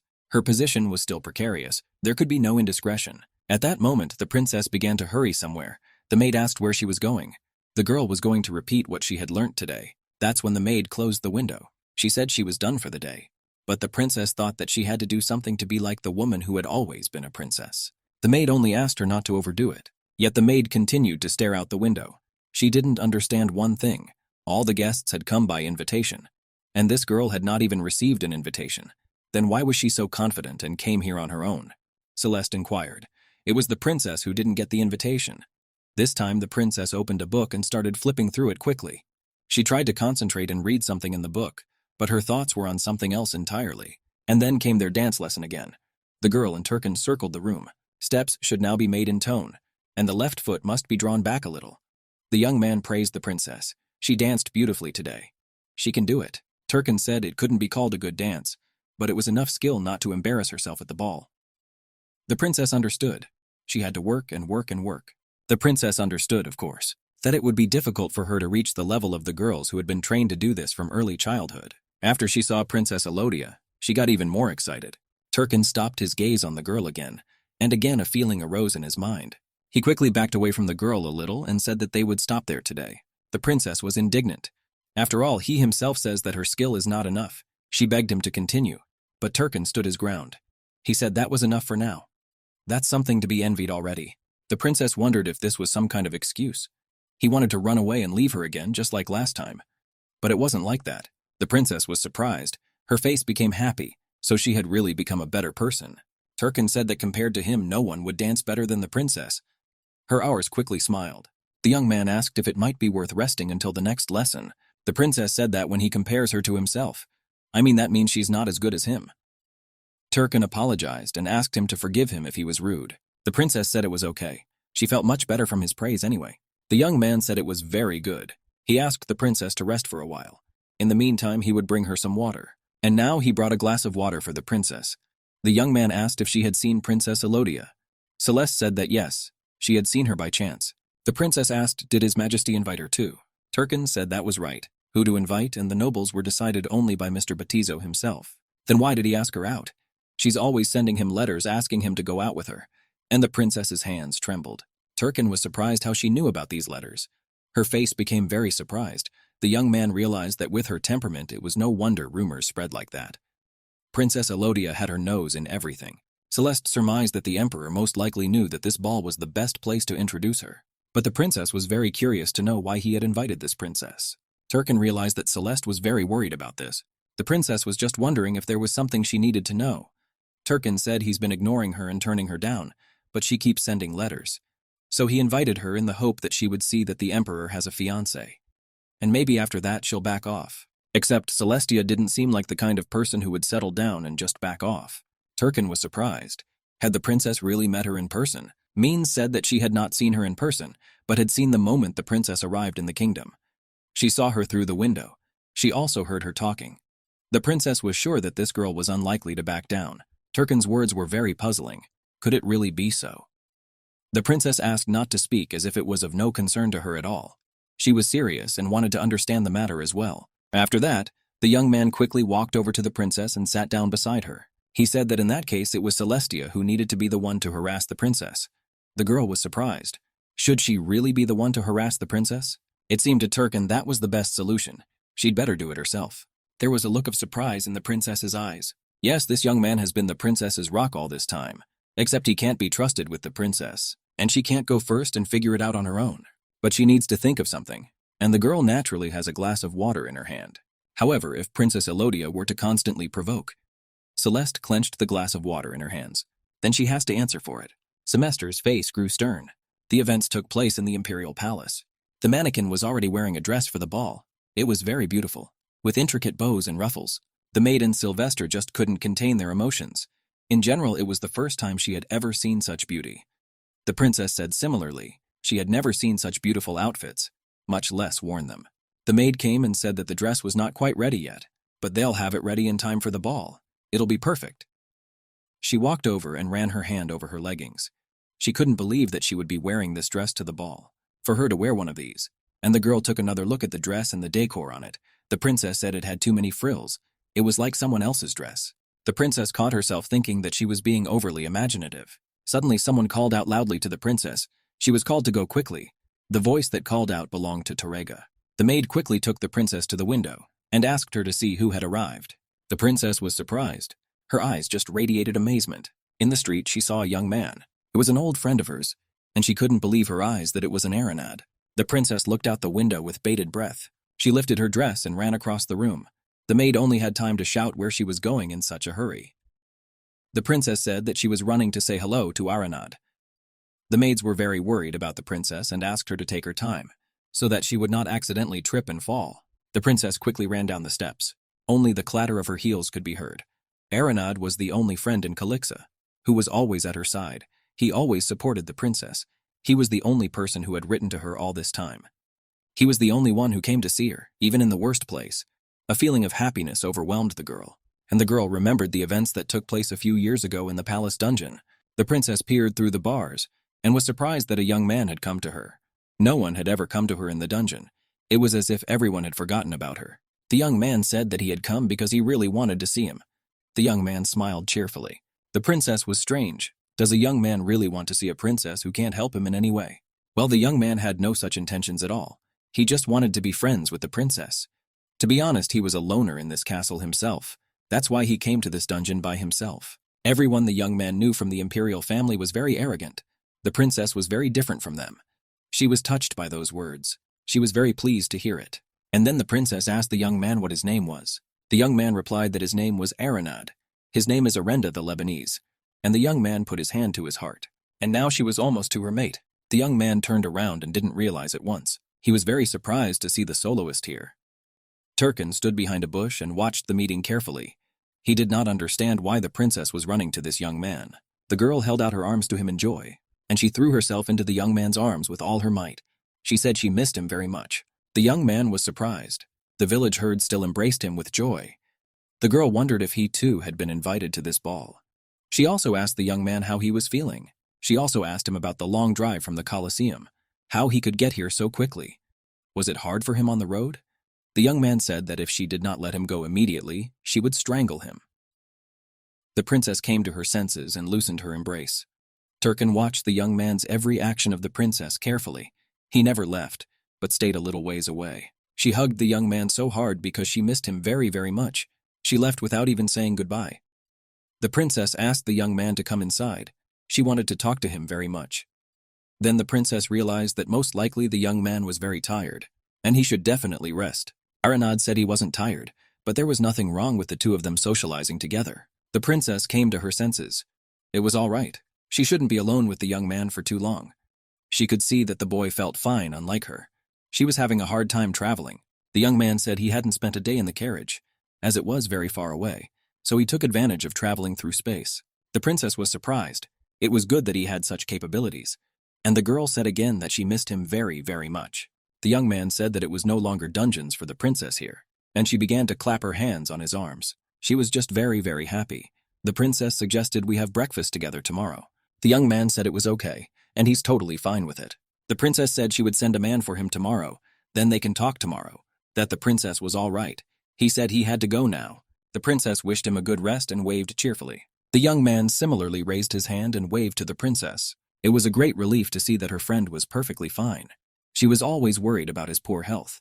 They were in a similar position, so they always supported each other. Rent loved to read books to the princess. Suddenly, the princess heard a voice. Someone told her that she seemed to be busy. The voice was unfamiliar, and the princess quickly turned around. Princess Elodia was standing in front of her. The princesses met each other's eyes and thought for a moment. Celestirov bowed suddenly and said it was a pleasure to meet her. A question arose in Elodia's mind. This isn't the real princess. She had heard that the girl was ill-mannered and ugly, but she was much prettier than they said. The girl was very petite and looked like a doll. The princess thought that if the Koronak set conditions to exclude Calyx, there would be no problem with the fake princess. But things have changed dramatically. Elodia asked Celeste if she knew who she was. The princess said she saw them when they arrived, and the beauty of the red-haired beauty could hardly be missed. Eladha said she was trying, because there is someone she wants to look good for. Celeste knew who the princess was working so hard for, though the melody didn't say so. Celeste said it's all glorious, and you can see her effort. Princess Elodia looks very beautiful. The girl with red hair bowed and thanked the princess for the compliment. Suddenly her face became surprised. What had she just thanked her for? And Melody turned to Celeste. Celeste was ready to listen to her. Melody has confessed that she loves the Emperor, and he's the one she wants to look good for. Celeste said that His Majesty is very handsome, and many people like him. She wasn't going to hide it. Elodia was indignant. Well, everyone else doesn't have royal blood like her, so it's completely unnecessary to compare them to her. The princess and Loya was very confident in herself. This only made Celeste feel angry. She had absolutely no intention of comparing the princess and Melody to others. She only meant to say that she is one of those who are in love with His Majesty, and His Majesty doesn't consider royal blood as important for marriage. Celeste said didn't she know that when he chose her to be the empress to be? Those words were very unpleasant, and she clutched her dress. Or maybe he did now, but he would soon realize. Elodia was practically screaming by now. Celeste requested that she not insult His Majesty. Elodia had absolutely no intention of insulting her. Celeste said that most likely the princess was very tired from the long journey. She needed to rest. Celeste smiled sweetly at that. And yet Elodia was not going to give up. Tears came to her eyes. She quickly turned around and started practically running away. Celeste was surprised. She looked so majestic, and yet she spoke and acted like a little child. A little more, and she would be completely offended. Suddenly, Princess Celestia had someone put a hand on her shoulder. It was Turkin. He said there was a very chilly wind today, and the princess must go inside to keep from catching cold. The princess asked if he had seen everything. Turkin confirmed that he had seen everything. The princess knew Elodia wouldn't give up so easily, but she didn't think it would be like this. Turkin also realized that Elodia would be very difficult to resist, because she has no appearance. She has a goal, the Emperor, and it doesn't matter how she achieves that goal. The princess didn't expect her to behave like this. Celeste envied her self-confidence for a moment. She looked as if she had grown up in love and all the frills and ribbons on her dress. It all came to a head. She must be sure to remove all the ribbons and frills from her dress. She can't wear one of those after seeing Elodia's dress. A colleague asked the princess how Mr. Rent was doing. She said she thought he was doing well. He looked healthy and he even had a blush on his cheeks.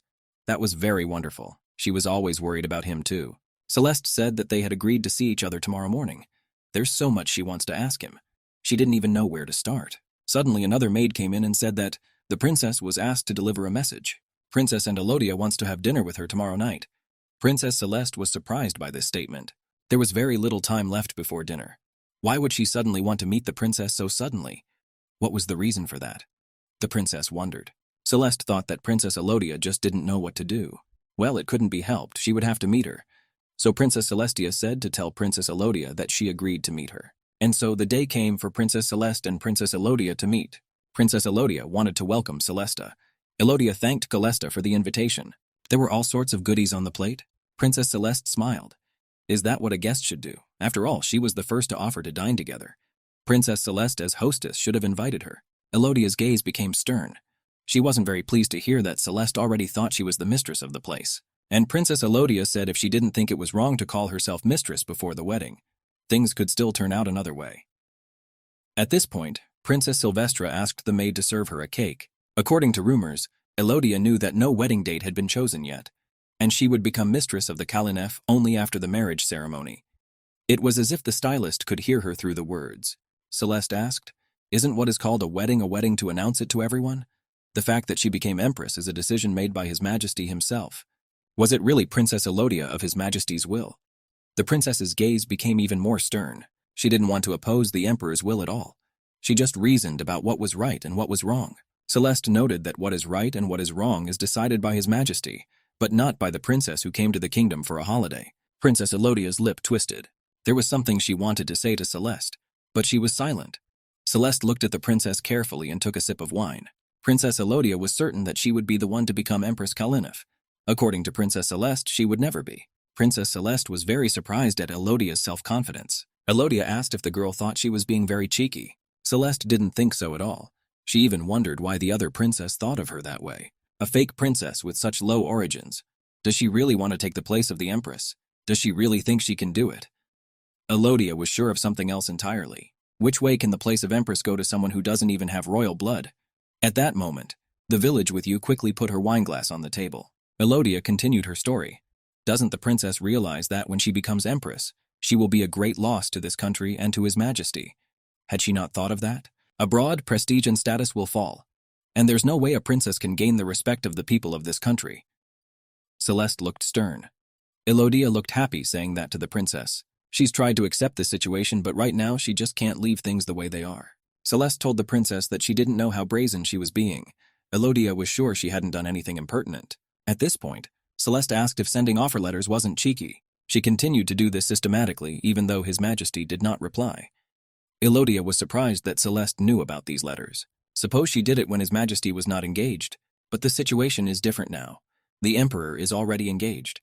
His wedding is about to take place, and the girl keeps sending him letters. And she had the nerve to keep saying such things to his future wife's face. Celeste finished her glass of wine and set it on the table.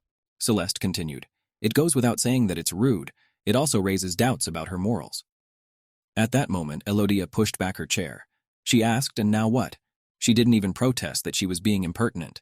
But she thought she had done no harm to anyone, and she had done no harm to the country or to His Majesty. They're just letters. Celeste didn't understand. She had somehow harmed His Majesty Mr. Batizo. She hadn't hurt him in any way either. She didn't realize where or how she could do any harm. It was only Elodia's guess, not what had already happened.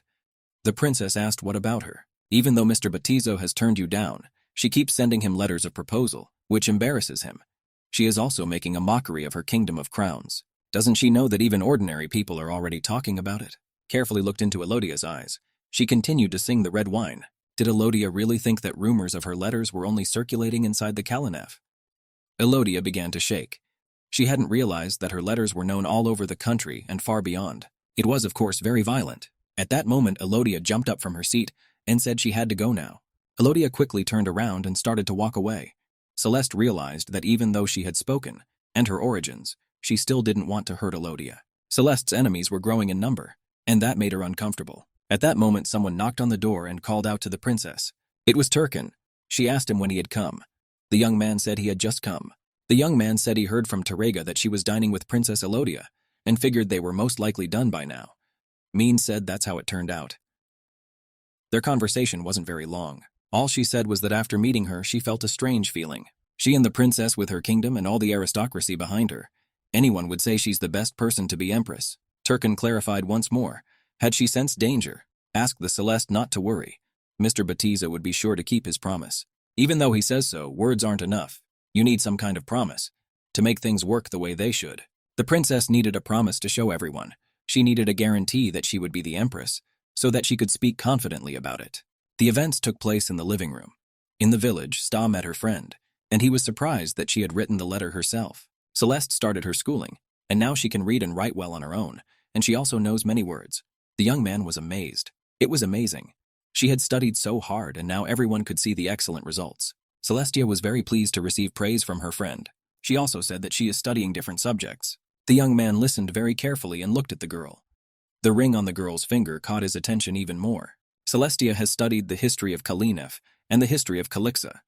She is also learning several languages. At that moment it seemed to the girl that Aranad was not listening to her at all. The young man quickly apologized. Noticed that her friend continues to eat very little. She said he had no appetite in the mornings. The princess said that he was already very weak and he didn't eat enough. Celeste knew that you can only get healthier if you eat right. Aranad said that he was very scared and would eat right away. The young man smiled. Aranad asked, was Mr. Batizo taking good care of her? He was kinder than she thought of him. Celeste asked Aranad to look at her hand. The princess told me that when they went to the jewelry shop, she liked one ring. She didn't buy it because it was very expensive. But that same evening, His Majesty gave her this ring. And the girl asked the young man if it was really beautiful. Aranad's hands trembled. He asked if the princess was happy now. Celeste was embarrassed. He asked so suddenly that she didn't even know what to answer. Whether it could be called happiness or not, she didn't know. Every person has a different level of happiness. I am in my happiness, a person knows only himself. Celeste said she's doing well now. She's cared for and loved here. The princess asked the young man if he would come to her wedding. Without waiting for an answer, the girl said that he just had to come to it. Aranad lowered his eyes and said that of course he would come. He would definitely come to it. That's enough for him. If she's happy. The princess laughed merrily and said that he had promised her. And if the princess is happy and he will be happy. Suddenly someone turned to Celestia. It was Turkin. The young man apologized. He said it was time for the girl to study. The princess has remembered. And it was time for her to get ready, for it was time for her morning classes. Aranad said he would go slowly too. The princess was very sorry. After all, she was so eager to talk to him some more. He said they would see each other again, but now he had to go. The princess asked the young man to take care of himself until their next meeting. The young man turned round and waved at her. Celeste also smiled and waved cheerfully at him. Turkin made a bow at the same time. A little more and the door closed behind Aranad. Turkin thought they were very close. Celeste said they certainly did. He was her only friend in Calix. And the princess remembered those happy days with a smile. Turkin asked if she liked the guy. The princess felt as if she had been electrocuted. Turkin said the empress might have a lover in Kalin too. Well, as long as they are not married to the emperor yet, she should be careful. The princess was stunned to hear such words from Turkin.